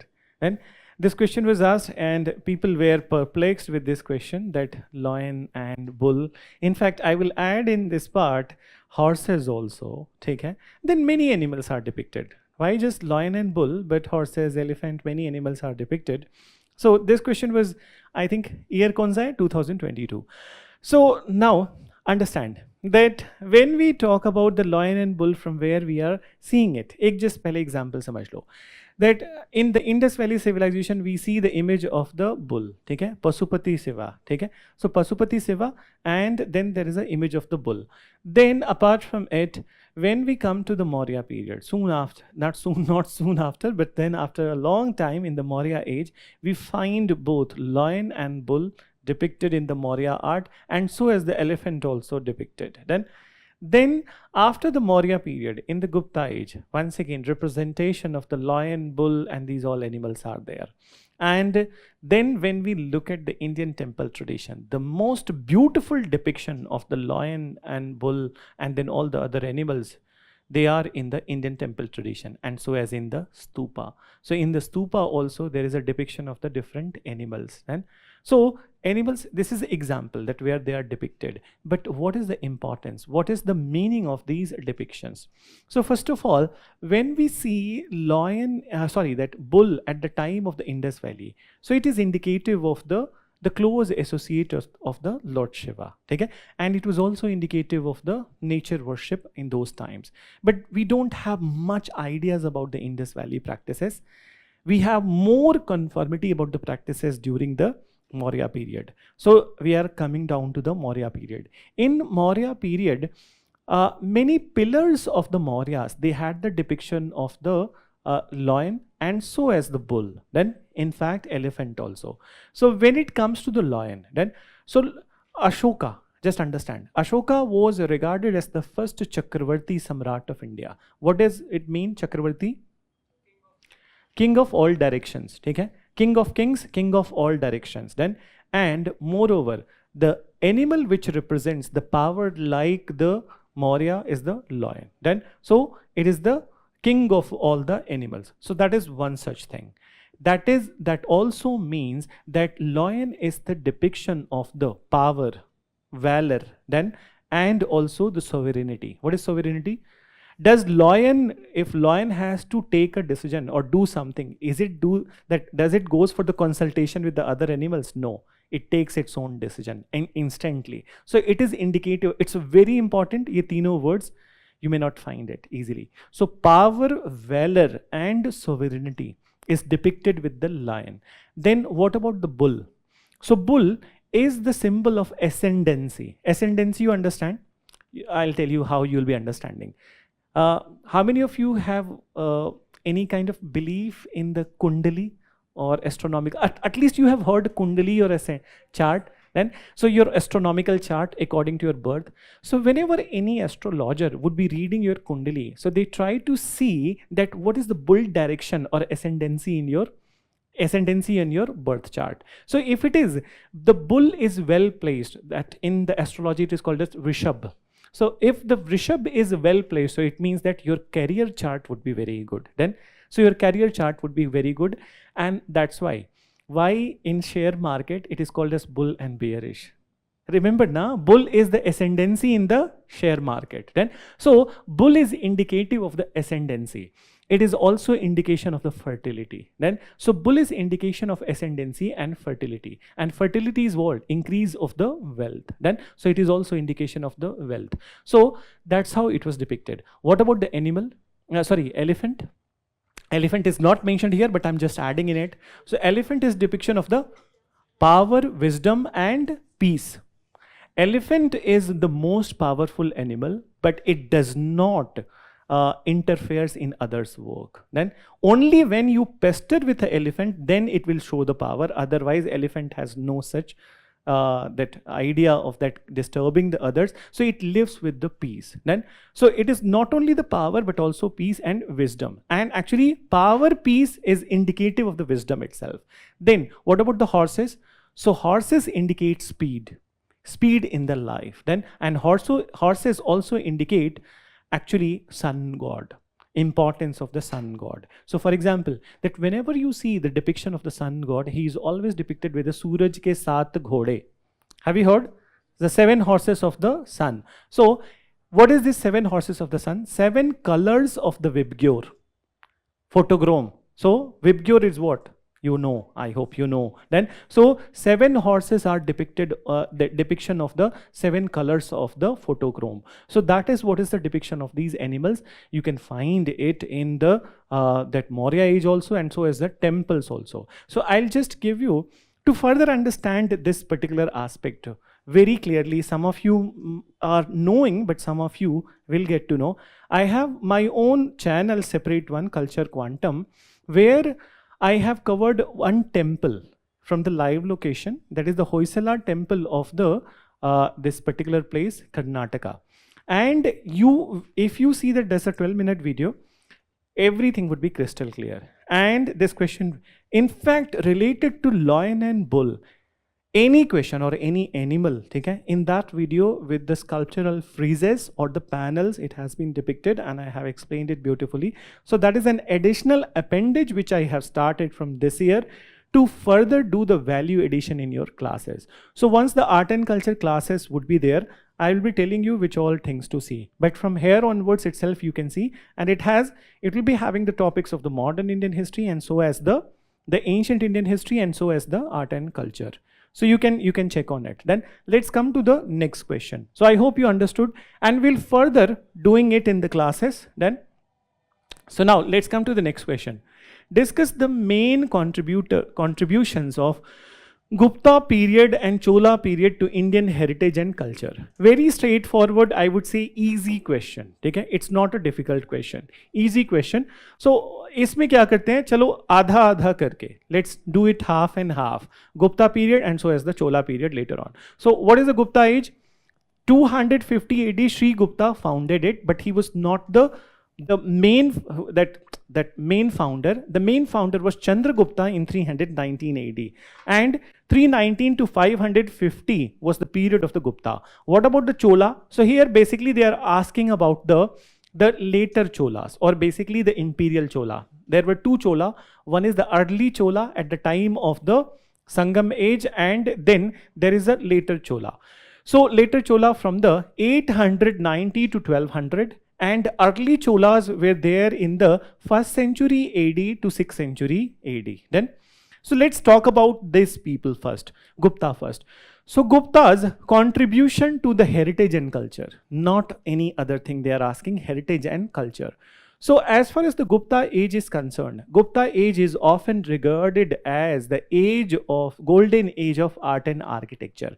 There was a holistic development in the field of the temple architecture, Sanskrit literature, and Hindu religious literature, then astrology, astronomy, metallurgy, mathematics, so as the medicine, okay, numismatics. So many fields there was an immense contribution during the Gupta period. So let's come to one by one. So as far as that contribution to heritage and culture, so let's start with the temple architecture. During the Gupta's tenure, the temple art of the Nagar style started. Then, so Nagar style started, and in today's time, if we see the temples in the northern India, so all of them are manifestation of the Nagar style. The characteristic features of the Nagar style is the upraised platform and the tower which is called as the Sikhar. Okay? So curvilinear tower which is called as Sikhar. And then Panchayatan style is followed in both. That not only in the north but also in the southern. So what is Panchayatan has been asked in the prelims exam also in 2014. So placement of the 5 deities in the temple. Then so that is called as Panchayatan style, but you'll further read about it in the specific classes of the Nagar style. Then so Nagar temple emerged, and from the Nagar many substyles like the Chandela, Solanki, and the that Gujarat style, sorry, Odisha style, they also emerge from the Nagar. So one of the contribution of theirs is the temple architecture. Then let's come to the other contribution. In fact, cave art has also been practiced at the Gupta time, and in fact cave art has reached its climax. So we mentioned about Ajanta Ellora. But then there are n number of the caves: Ajanta, Ellora cave, Elephanta cave, then Bagh cave, then Nasik cave, then Udaygiri, Khandagiri cave, and Udaygiri cave of Odisha. So in these all caves, there are n number of the development, sculptural development and painting development. So this is also one of the contribution of the Gupta period. Then after, let's come to the Sanskrit literature and Hindu religious literature. So Hindu religious literature, majority of the Puranas, okay? So Puranas like Vishnu Puran, Brahma Puran, Shiv Puran, then Garud Puran, then, so these all Puranas were compiled at this particular point of time. And moreover, Sanskrit literature reached to its classical climax. For example, main personalities associated with the Sanskrit were there at this point of time, like Kalidas, Amar Simha. Then, so Kalidas is considered, often regarded as the one of the greatest classical Sanskrit personality of India, who wrote many books like Abhigyana Sakuntalam, Malvika Agni Mitra, Vikramo Urvasi, Raghuvamsam, then and Meghadutam, and then Kumara Sambhavam. So many such texts he has written. Then apart from it, Amar Simha was known for writing Amar Kos, which was the lexicography of the Sanskrit, meaning that vocab of the Sanskrit and origin of the Sanskrit words. Then apart from it, astrology, astronomy was also very much in the progress at this point of time. One of the famous astrologer, mathematician and astronomer of this time, Vara Mihir. Then, so Vara Mihir, who gave the cloud formation theory. So there is a development in this part. Then apart from it, there is a development of the script that we are using today. So in fact, in which script you write Hindi? Devanagari. Then, so initially this Hindi script, or basically Devanagari script, it emerged at the time of the Guptas. And the initial script which was used was the Gupta script, which paved the way to rise of the Nagari script, and Nagari gave rise to the Devanagari. So even some of the scripts which are in the vogue at this point of time all emerged during the Gupta period. And moreover, Gupta age is also remembered for placing more importance to devotion than ritual sacrifice. So Bhakti became more important in the Gupta period than in the ritual sacrifices. Then, so in fact, even till this date, that Bhakti is one of the very important purpose of the worship. So these are the contributions from the Gupta side. Let's come to the Chola contribution to the architecture, or basically the culture and heritage of India. As far as the Cholas are concerned, so Chola's biggest contribution to the literature was very much visible in the Tamilkam area. Tamilkam means Tamil Nadu area. So under the patronage of the Chola ruler, many such versions of the Ramayana were written at this point of time. So for example, Kamban Ramayana, which was written by the Kamban. Then apart from it, Tamil literature and Tamil grammar was further flourishing with the patronage of the Cholas. Then, so patronage of the Cholas, one of the very famous Tamil grammar book was Kambalam. Then, so Kambadam, that was written during at this point of time. In fact, there was translation of many of the Puranas which were written during the Gupta period in the Tamil language at the time of the Cholas. So they also had an immense contribution in the spread of the Tamil language. Then come to the temple architecture. So the temple architecture of the South India began under Pallavas, and Pallavas were from 3rd century to 9th century. But then it is said the climax of the Dravid temple architecture was there at the time of these people only. Okay? So it is the King Raja Chola, who in 1011 AD created one of the biggest, that was the biggest temple of India in the 11th century, and it is known as Brihadeshwara temple at Tanjore. So after him, when this temple was created, his son, he also created many temples like Gangai Konda Cholapuram temple, and who was his son? Rajendra first, and Airateshwar temple in the Tanjore itself. So they were known for the temple building at this point of time. Then moreover, another contribution of the Chola in the Indian history is perhaps Cholas were the first ruler who acted as a banker or a financial institution. None of the dynasties in India, they acted as a banker, but Cholas acted as a banker also, financial institution also. Then Chola's rule is also remembered for decentralized polity. You understand what is decentralized? Meaning that their officers were given much more power and autonomy. Then So much more power and autonomy. And another thing, that Cholas were also known for writing inscriptions regarding rainwater harvesting. So perhaps they were the most unique people in India who wrote inscriptions regarding the rainwater harvesting, and it was the need of the hour. Because in southern India, that the rivers are ephemeral, meaning that all around the year water would not be there. So rainwater harvesting becomes a necessity. So that is one part. And then let's understand one last. This is how we can end the answer. Is basically conclusion would be one similarity between the two is basically both the Chola and the Gupta period paid huge emphasis on the education. And temples were not only the place of the worship, but in both the times during the Gupta and so as in the Chola time, it was the place of the education also, and education was imparted in the temple premise itself. Then, so this is what is their contribution to the Indian heritage and also holistic development in the different fields that we mentioned earlier itself. Got it? So let's move to the next question. How many questions we have discussed? I have no idea. So have you written? I just need 1 minute. Not 1 minute, few seconds to have water.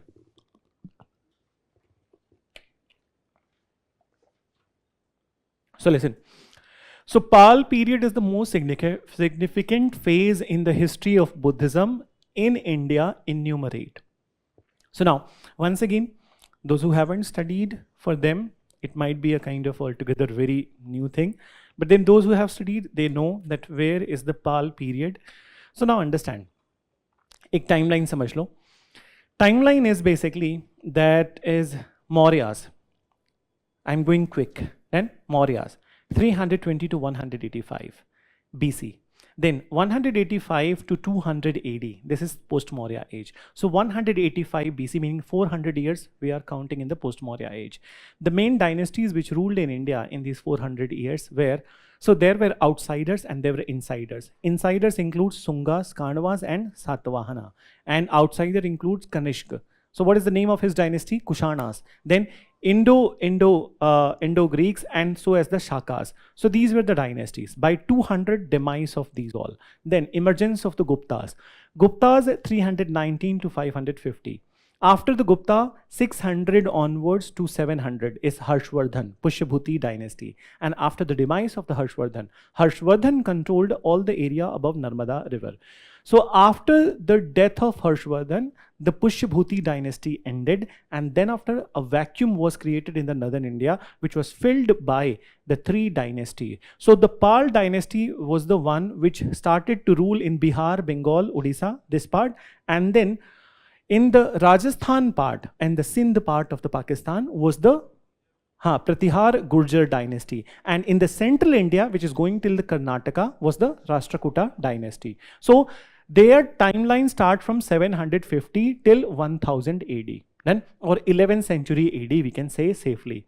So these near about 350 years were known for these three dynasty, Pal rulers of East, Pratihar Gurjar of West, and so as the Central India Rashtrakuta dynasty. So now let's understand Pal period. Pal dynasty was established by a person called as Gopal. And this dynasty is more remembered for its association with the Buddhism. And here what is written? It is the most significant phase in the history of Buddhism in India. So before it also, before the Pal period, the major patronage to the Buddhism has been given by earlier during the time of the Mauryas. Even before the Mauryas also, Ajat Shatru and so as the Kalashok and then Maurya. But then after, Kanishk also gave patronage to the Buddhism, but why this period is considered as very significant, there is a reason behind it. So the areas of the Pal will include today's Bihar, today's West Bengal, then, and the parts in the Bangladesh also, so as the parts in the Assam, so as the parts in the Odisha. So now let's talk about their contribution towards Buddhism. One of the very important ruler and the most important ruler of this dynasty was Dharmapal. And Dharmapal had n number of the contribution. So what he did, that he created a Buddhist Mahavihar at Pahadpur, so which is generally known as the Somrup. So Pahadpur or Somrup. Then he also created a Buddhist Mahavihar at Jagaddala. So Buddhist Mahavihar at Jagaddala, Somrup, Udantapuri, and then he was also the creator of the Vikramshila University in Bihar right now. It is very closer to Rajgir. And then apart from it, Nalanda University, which was created by Kumar Gupta, he gave 200 villages to Nalanda University for its maintenance and upkeep. So now, these all places were associated with the Buddhism. And it is said that from the Mahavihar of the Nalanda and Vikramshila, the new version of the Buddhism emerged, which is called as Vajrayana Buddhism. This new Buddhism was different from the older Buddhism because this new Buddhism has many traits of Hinduism. So like tantric practices, the rituals of the Hinduism. And in fact, from here onwards, Buddhism started to become polytheistic, just like the Hinduism. So polytheistic meaning that many such devatas and devis or gods and goddesses will be emerging. So what are the gods and goddesses? Worship of more number of the bodhisattvas. Then female deities like Tara, Mahamayuri, Akshobhaya. So not only the male gods are there, but also female gods are there. Then apart from it, another contribution of this period was that at this point of time, on the request of the Tibetan people, okay, 2 convoys were sent to the Tibet from the Nalanda and the Vikramshila University. And then these 2 convoys were led by the Atis Dipankar and then Guru Padma Sambhav.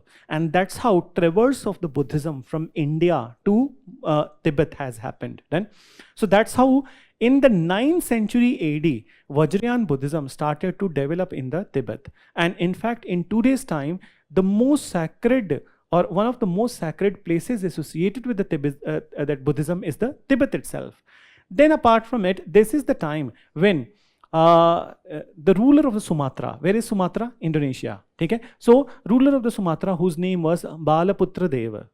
So Balaputra Deva, he requested the ruler of the Pala dynasty that he must give near about 5-10 villages around Nalanda so that he can create a Buddhist monastery at this place, which was given to him.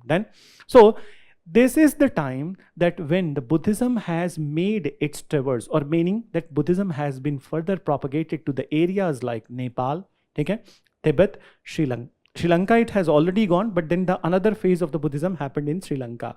So as Myanmar, Malaysia, Thailand, and so as the entire Indonesian islands, which includes Bali, Sumatra, and Java.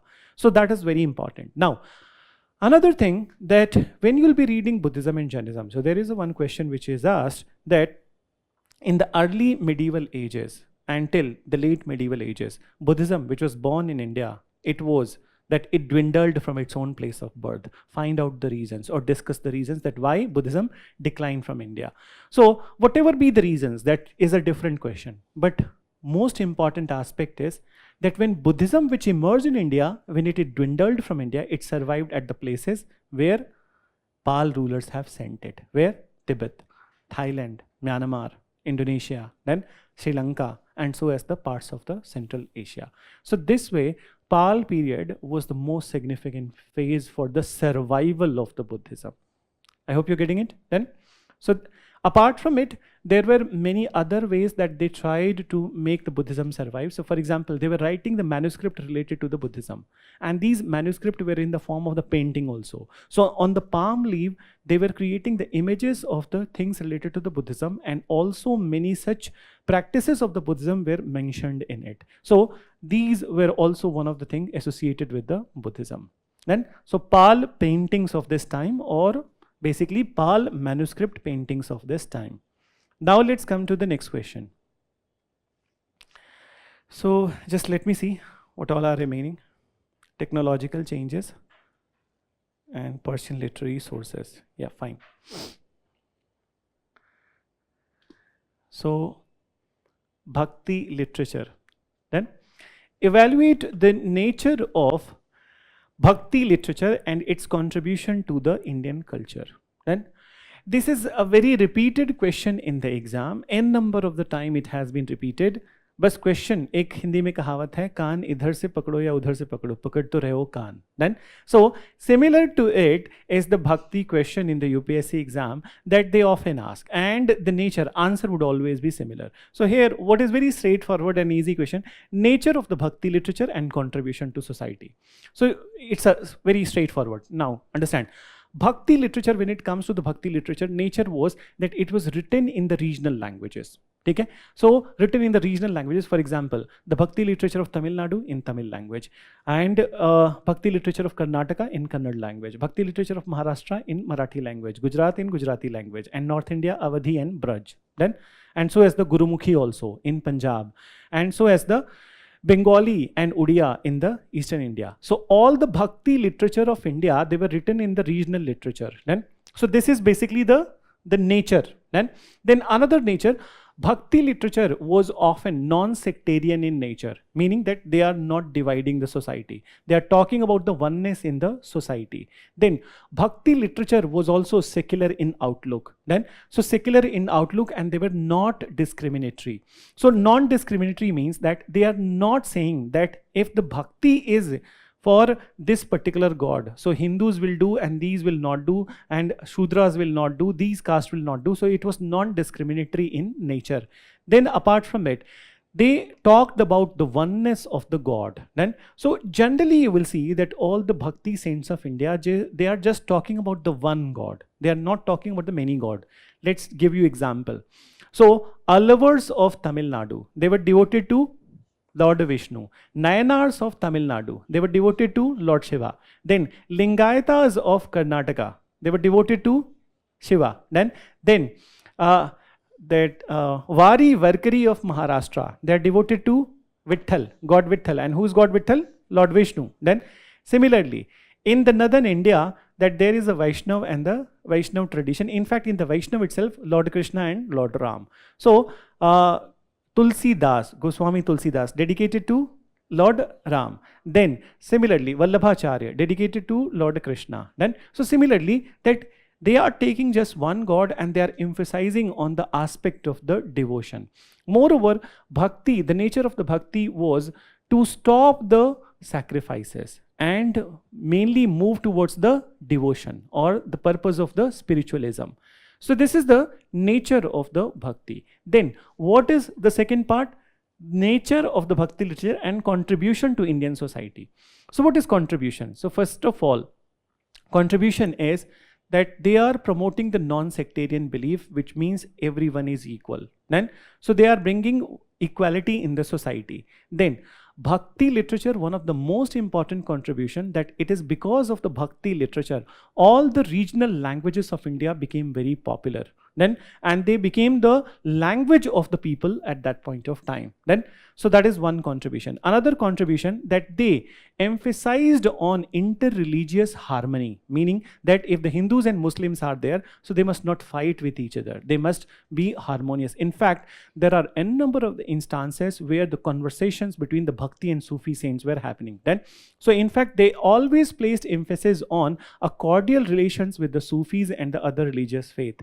Then, Bhakti movement also called for respect towards all the faith. Then, so respect towards all the faith. And another very important contribution of the Bhakti is that Bhakti was free from patriarchy. Then, so Bhakti saints included large cadre of the women saints also. So for example, one of the very famous saint from Tamil Nadu was Andal.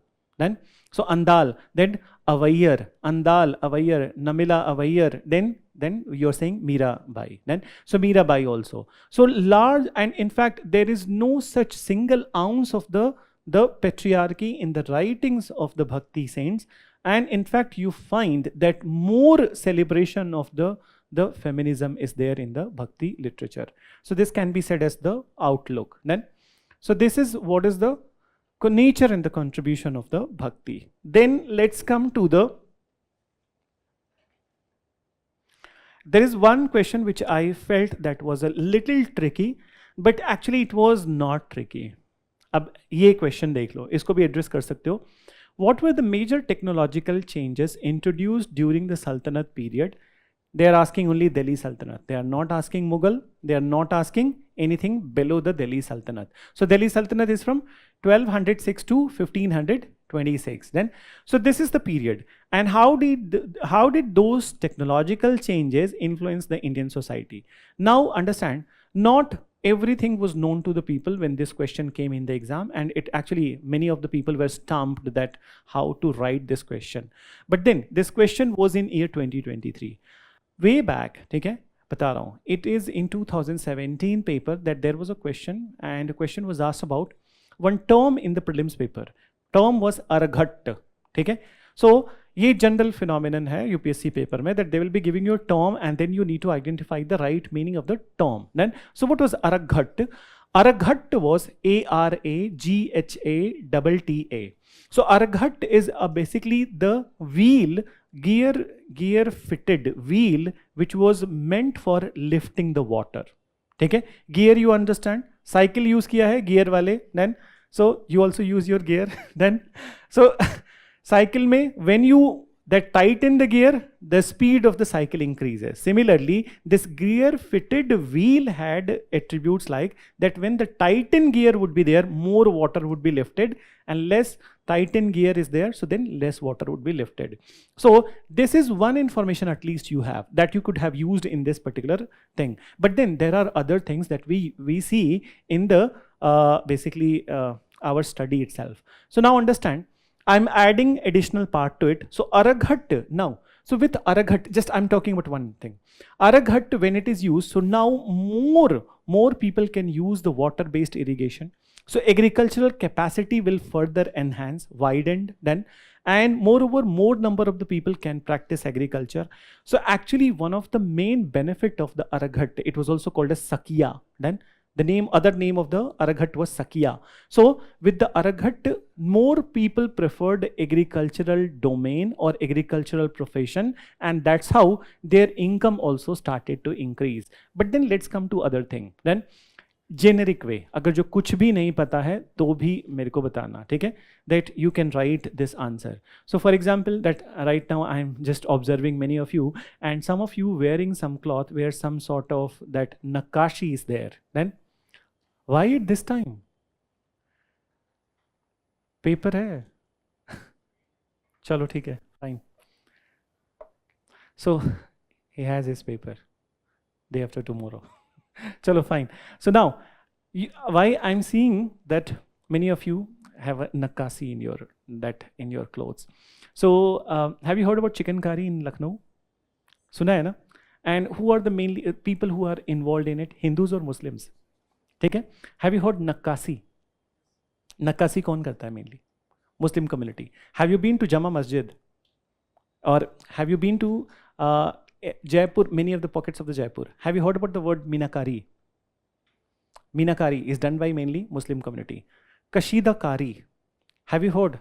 Girls ne to suna hoga. Kashida Kari. No idea? Kashida Kari is also embroidery. So in Punjab also, that for example, Fulkari is the example of the Kashida Kari. But then it all happened, started to happen in the Mughal period itself and the Delhi Sultanate period.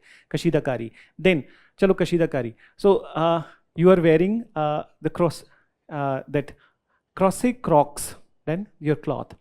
So the fibrous thing that which is there, it is also the development of the Mughal period. What is fibrous? I'll tell you. Okay? Whatever word I said, it will not be very much known to you. But then, simple सा बता रहा हूँ. दुपट्टे देखे होंगे. दुपट्टे में जाली देखी होगी. देखा है ना? ठीक है? जालीदार कुर्ता वाला गाना नहीं.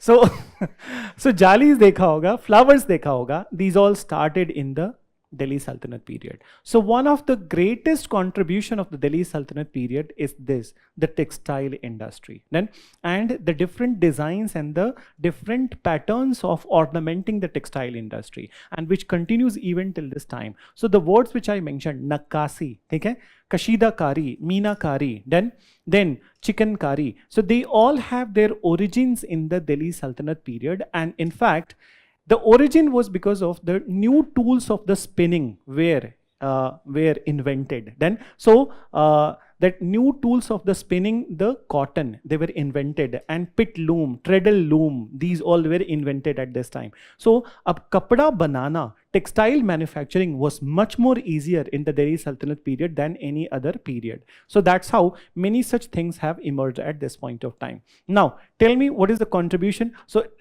how it changes, influences the Indian society? Obviously, it generates the employment. Obviously, it generates the employment. Then, जो लोग जयपुर से हैं, उनको पता होगा blue pottery.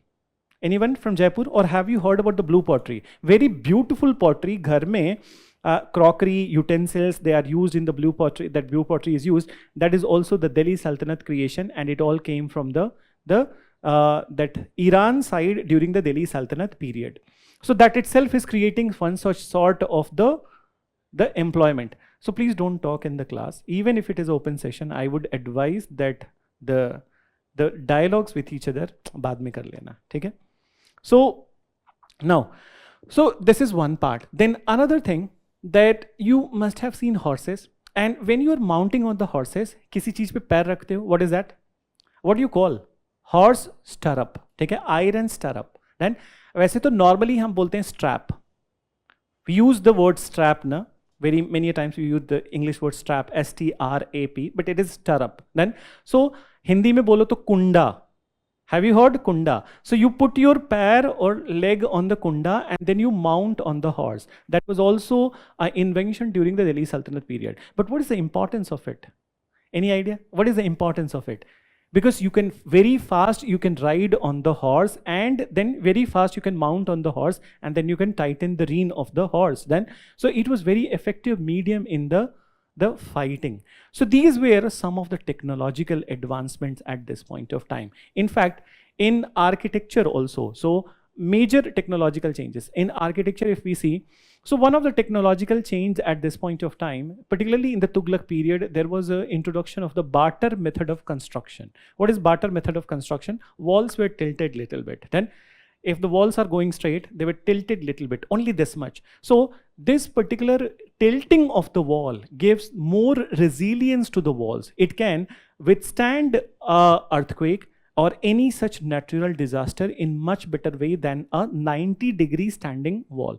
So this is also we study in the classes. Then, so these are the technological changes which were happening at this point of time, and one of the important contribution of it was the increase in the employment, and so as increase in the wealth of the people, and so as with the increasing wealth, obviously their prestige also started to increase. Then, so this is what is one tricky question, I would say, okay, where you need to kind of collate facts from many places.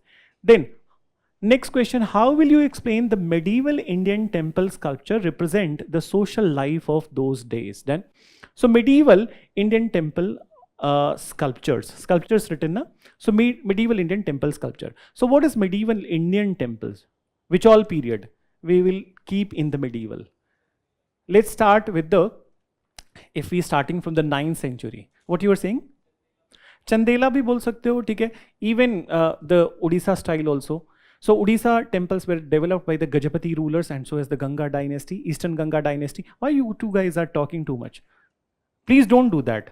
You have been in my class earlier, so don't do that. I don't accept this kind of behavior. Obviously, even if it is an open session, I would not be open to this much. Yeah. So be serious.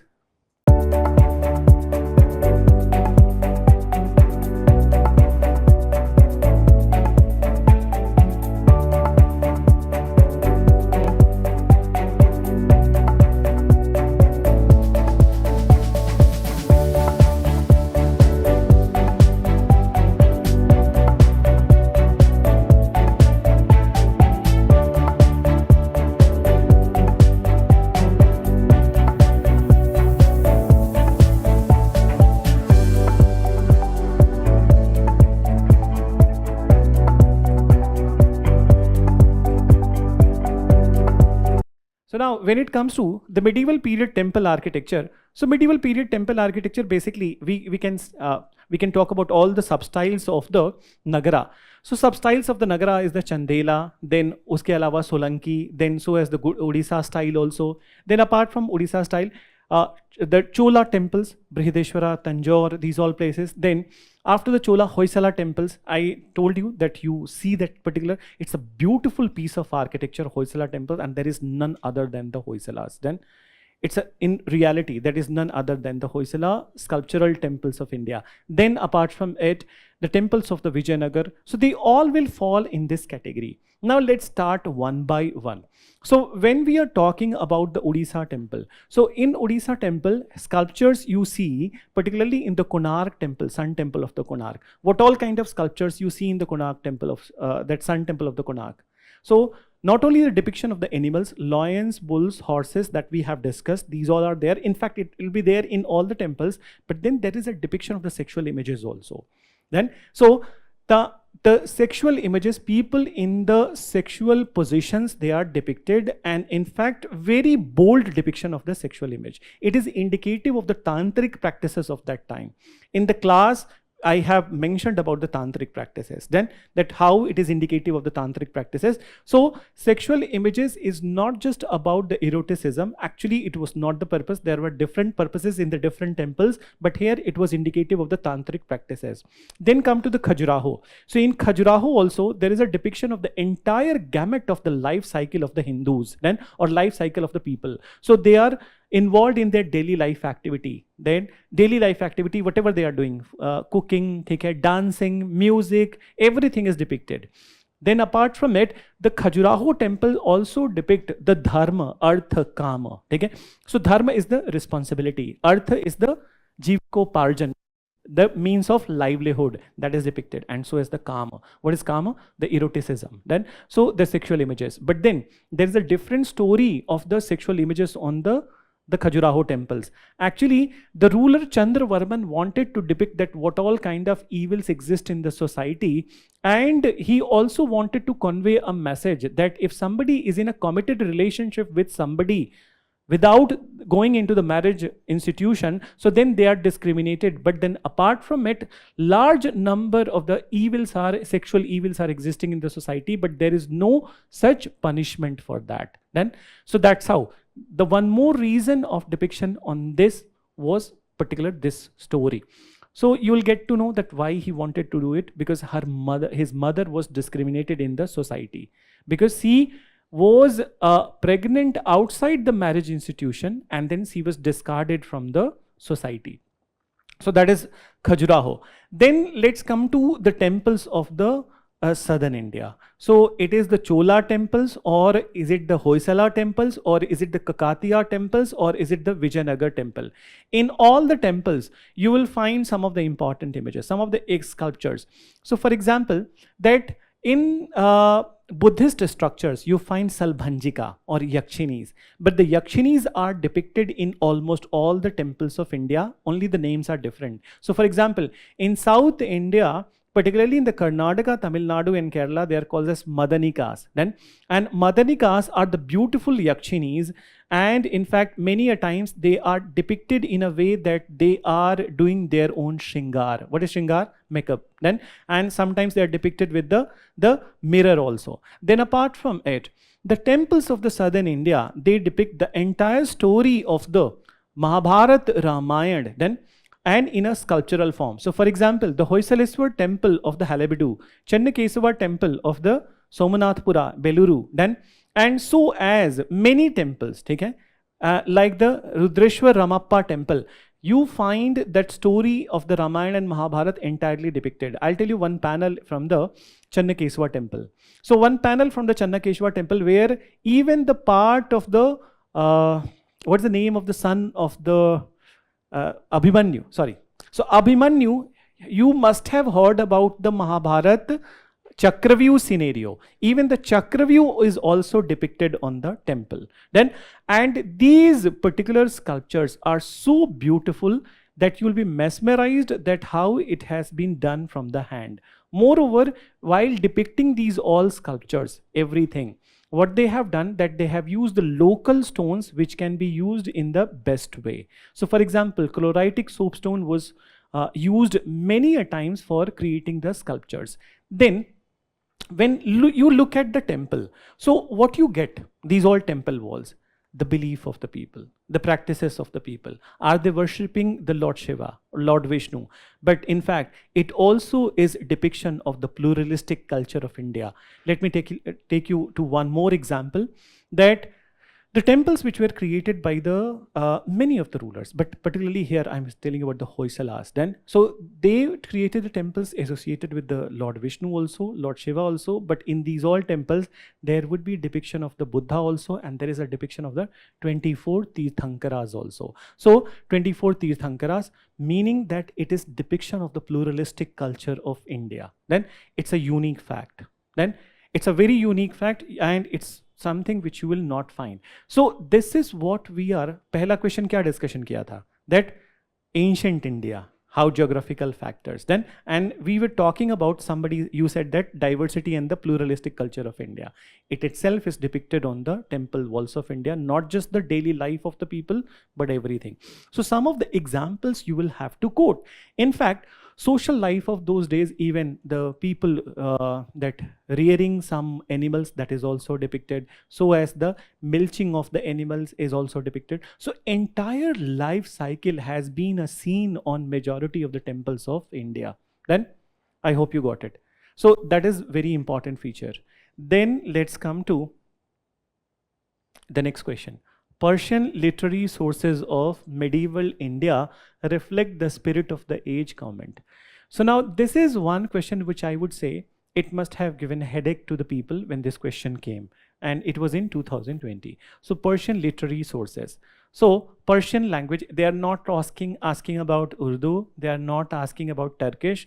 So ये भी एक segregation maintain करना बहुत ज़रूरी है. This is very important, because generally what happened when people wrote this question in the exam, so they were writing about the Turkish literature also. They were writing the Urdu literature also. That you need to avoid, because the examiner knows that which literature is Turkish, which literature is Urdu. So as far as the Persian literature is concerned, in India there was a great phase of the Persian literature, and it all started during the tenure of the slave dynasty itself, and it continued till the end of the Mughals. Then, so this entire phase 1206 to 1700s, then it was the phase of the Persian literature, though Urdu and Turkish was also practiced. Then when it comes to the sources of that, what very simple straightforward question is there, but then here you need facts. So spirit of that age. So now what is the spirit of the age? Basically understand, there were two type of the writings from 1200 to 1700.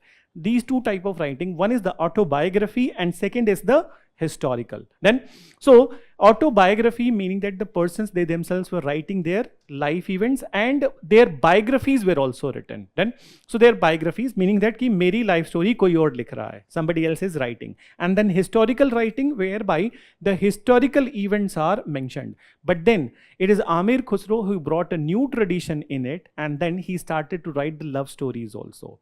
So let's start one by one, those all important writings of that time. Babur wrote his biography, okay, his autobiography, Tujh Ka Babari, in Turkish language. So Tujh Ka Babari in Turkish language, and now what he did, that its translation was done in the Babarnama. So in Babarnama, what he has mentioned, not only he has mentioned his journey from the Fargana valley of the Uzbekistan or Samarkand to India, and then he has written about the climate, the rulers, then, and everything. So for example, in Babarnama, it is mentioned that Raja Krishnadeva Rai was the most powerful ruler of India and most respected ruler of India. So he is not only writing his own life, but he is also writing the observations of the climate and everything in India. Then apart from it, Humayun's sister, Gulbadan Begum, she wrote Humayunama, and she has written the unfortunate life of the Humayun and the pious nature of the Humayun. That the person who was honest, who was good, but then how unfortunate his life was there. So then she has listed those all things. Then after her, that Ahmad Lahori has mentioned the Shahjahan's Padshah Nama, in which he has documented his entire life, his victories, and so as his patronage towards the the architecture, so construction of all those monumental buildings, and he also mentioned that how his son started to fight. Then, so this is about the Mughals, but then Delhi Sultanate में एक चीज मैं quote करूंगा, ठीक है? See, that itself will be quite enough. The writings of the Amir Khusro. Then, so Amir Khusro was also related with the Urdu, but he was the one of the greatest personality of the Persian. Okay? So what Amir Khusro has written? So in this particular part, okay, Amir Khusro has written Miftah ul Futuh. See, नाम लिखना है या फिर then see आगे कहीं पढ़ सकते हो, लिखना चाहते हो तो लिख सकते हो, but then there are n number of the books I will be mentioning over here. Then so he wrote the books like Miftah ul Futuh, Tughlaq Nama, ठीक है, नू सिफिर, Duval Rani, Khijr Khani, Laila Majnू. Then so let's look at one by one. Miftah ul Futuh. चलो मैं लिख रहा हूँ इस पे, ठीक है? What is the name of the book? Just wait for a minute. So the meaning of this word is that treasure of the victories, and whose victories he has mentioned? Alauddin Khilji's victory. So Alauddin Khilji's victory he has mentioned in the Miftah ul Futuh. Then he writes Tughlaq Nama. Then, so in Tughlaq Nama, what he has written? So he has written about the Ghiyasuddin Tughlaq's episode with the fight with the Nizamuddin Auliya. So Amir Khusro himself was the follower of the one of the greatest disciple of the Nizamuddin Auliya, who was the famous Sufi saint of Delhi. So then he has mentioned not only the entire life story of the Ghiyasuddin Tughlaq, but he has also written, okay, about the confrontation of the Ghiyasuddin Tughlaq with the Sufi saint Nizamuddin Auliya, where Sufi saint has threatened, Sufi saint was threatened. Then after Tughlaq Nama, the next one is Sikandar Nama. Can you guess what is Sikandar Nama? It is the life story of the Alexander. Okay? So Alexander existed way back. Okay? But then he has written the life story of the Alexander also. Then he mentions Nu Sifir. Another book that he wrote was Nu Sifir. And the meaning of the word Nu Sifir is 9 skies. Then, and this is about the last Khilji ruler whose name was Khusro Khan. So it is the life story of the Khusro Khan. Then there are 2 love story which he has mentioned or which he has written, very famous, and the most famous you already know, Laila Majnू. Okay? So he is the writer of the Laila Majnú, but then there are many versions of the Laila Majnú. One of the version is the Amir Khusro's version, but then there are the versions which exist in the Arabic world. Story is similar, but writer is different. So this is the Persian Laila Majnú. And then he wrote another is Duval Rani Khijr Khani. So Duval Rani Khijr Khani, this is the love story of the Waghela princess from the Gujarat, Duval Rani, and with the son of the Alauddin Khilji, Khijr Khan. But then this is a very unfortunate story. So when she was divinely beautiful, she was married to Khijr Khan. In fact, Alauddin Khilji has eyes on his that apni bahu pe, okay? And then when his son died, he wanted to get married, but he also died. And then after she was married to somebody else, that person was killed. Then she was married to somebody else. 9 times he was married to some people. Then, so the very challenging life of this particular lady, so that has been mentioned, ordeal of the women has been mentioned. And then moreover, Amir Khusro's writing is also, that it also mentions the practice of the Johar. What is Johar? The women, okay? Particularly in the Rajputanas. So to safeguard their dignity, pride, and their self-respect, they committed Johar. So he has mentioned the Ranthambore episode also, and he has mentioned the episode of the Chittorgarh also. So many places where it has happened. So as later on also, after the Alauddin Khilji's time, or basically the Nizamuddin Auliya's time, that even in the Mughal period, Medini Roy, Chanderi Fort, this Johar Pratha has happened, and then it has also been mentioned in one text or another text. Then, so these were some of the text of that time.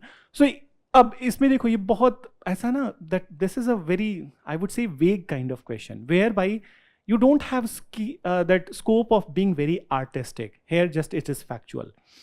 You will have to identify that you will have to classify the books in 3 categories: biography, autobiography, historical, and then this particular love affair. And then you write the books, some of the stories, what they have mentioned, and then apart from it, the love stories. And that's how. So it was, I think, 150 word question. So you don't have much scope also. It's a 250 word question. So anyways, so this you could have written in this part, but no Urdu writing, no Turkish writing. Okay? So I think we are done with all the question. I have not even gone through this part, that what all questions were there. Let me check that. I think all the questions we have discussed. Is any remaining? You just look at. Kuch bach raha ho to bata do. Then PAL period we have discussed. Then Persian literary sources we have discussed. So the name of the book of the that Sikandar was Aine Sikandari, not Sikandar Nama. Okay, you want to correct, so you can correct it. Aine Sikandari. Yeah. So we have discussed all the questions. See, one more thing, that art and culture is one such part. Since many of you have just started your preparation, so some of questions you must have understood, but some places I know that there must have been difficulty. See, without reading art and culture, going into the mains answer discussion or understanding the answers will be difficult. But those who have already completed the classes, they will be able to understand. So just a small survey I want. All of that, how many from the newest batch, how many of you are from the newest batch? Such a large number of people. And when it started? 4th of June. 4th of June. Okay. And what's that batch number? RB14. And उसके पहले का कोई batch इसमें जो है? नहीं, तुम लोग तो पुराने हो, ठीक है? मतलब this year 2025 batch. अच्छा, all of you who are from 2025, for 2025 exam, please raise your hand. It's a good number of the people. So, take anyways. So it will be too early to say that art and culture will start very early, but it may start in some of the batches, maybe by July or by August. So then you will have further understanding of this topic. Okay? Chalo. So if you have any question, you can ask. It is the Chennakeswar temple of Beluru. Chennakeswar temple of Beluru. Then, and your rest of the remaining question can be addressed from this platform also, the YouTube channel then. So where many of the, in fact, the temple is going to be there next part, the temple which I mentioned to you, you were asking question. So we'll be releasing in after the prelims exam related to it with the live images. Then किसी और को कोई सवाल पूछना है? ठीक है, या please. Sir, whenever I try to write the answer, I'm overburdened with the lots of information. I don't like acknowledgement of. I don't have the acknowledgement of what to write and what to not. What should be there and what should be not. So see that right now you're writing the answers when you have free time. Basically, what is free time? You're not in an examination situation. It is happening in examination situation also. Test series में, ठीक है? कोई question बताओ जिसमें हाँ. There is a question like define what is orbit and different types of orbit around the world. Yeah. Okay. So I overburden with that. Environment. Yeah. So I yeah. So there is like lower, middle, and then middle one, and then geostationary and geosynchronous. So there are many. So I overburden it. There is like. See, you will see. You overburden it because you over that over limit of the minutes you are using. See, you will have to limit yourself in 8.5 minutes. And for this time, at least you can do one thing, that keep a digital clock with you, and no matter what, digital clock meaning that where seconds are also visible. And when you're writing, so just follow the format of the digital clock itself. 8:30, ठीक है, 8 minutes 30 seconds for 12.5 marker. You stop, no matter what you are writing. This is how you will develop the habit of writing in the stipulated time, and that's how you will not be overburdening it. So there would be a sense of emergency. This is actually, there is no such panacea for it. The reality is that it all human tendency, and it all depends upon your norepinephrine and nephrine. Then what is it? Adrenaline rush. So you will have to create adrenaline rush in your body. It happens only when you're looking at the minutes.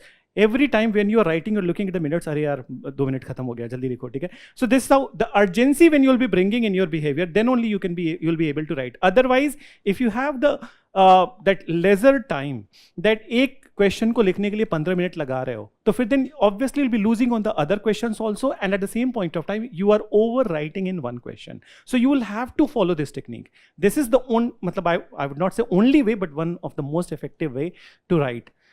So limit yourself. You have the knowledge, and वो urgency आने के बाद अपने आप ही ये पता चलने लगेगा कि कहाँ पे कम करना है, ठीक है? Are you struggling to understand ethical theories and their practical applications? Many UPSC aspirants face this challenge when preparing for the ethics mains paper. To aid aspirants conquer it, Vision IS presents the ethics case studies classes from 30th June, 5 p.m. Master the fundamentals of ethics with a clear, structured approach. Stay ahead by interlinking topics with current events and real-world scenarios.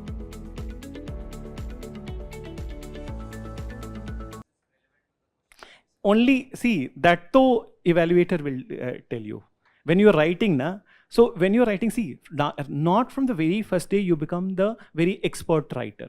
It takes a lot of time. In fact, I have a number of the stories to tell, but obviously it is not the class, but I'll tell you one. I have literally seen one of the guy in the vision itself, and then starting his, so those were the time we were offering 20 tests then in the mains examination, and then he wrote all the 20 tests. He started his journey out of 250 marks. He was just, in the very first test, he got hardly 27, 28 marks. He was crying then, but then he was not giving up. And then he wrote all the tests, and he was identifying that where he is doing the wrong, how he can improve from his previous paper, not from the others. Till the last test, we remember that he used to get, that in the last 4 full-length tests, he was getting somewhere around 115, 116, okay, in each of the paper. And he got rank 58, and he was the highest mark getter in the GS paper. So it all, see, this exam is all about perseverance and your effort. And it's not a concocted story which I'm telling you. I can even tell you the person names also, but then not. Online it will be not fine. So this type of examples, we have n number of the examples. So you need that perseverance and hard work. And actually, सबसे अच्छा evaluator अगर कोई है ना, तो वो तुम खुद हो. The reality is this, that the others will evaluate your answer, but then you know yourself that what kind of answers you are writing 1 month back, what you're writing at this point of time, and be critical to yourself. When you are very critical to your answers, you will see the change will happen. So you, very best thing that has happened with you, you are able to identify कि overwriting कर रहे हो.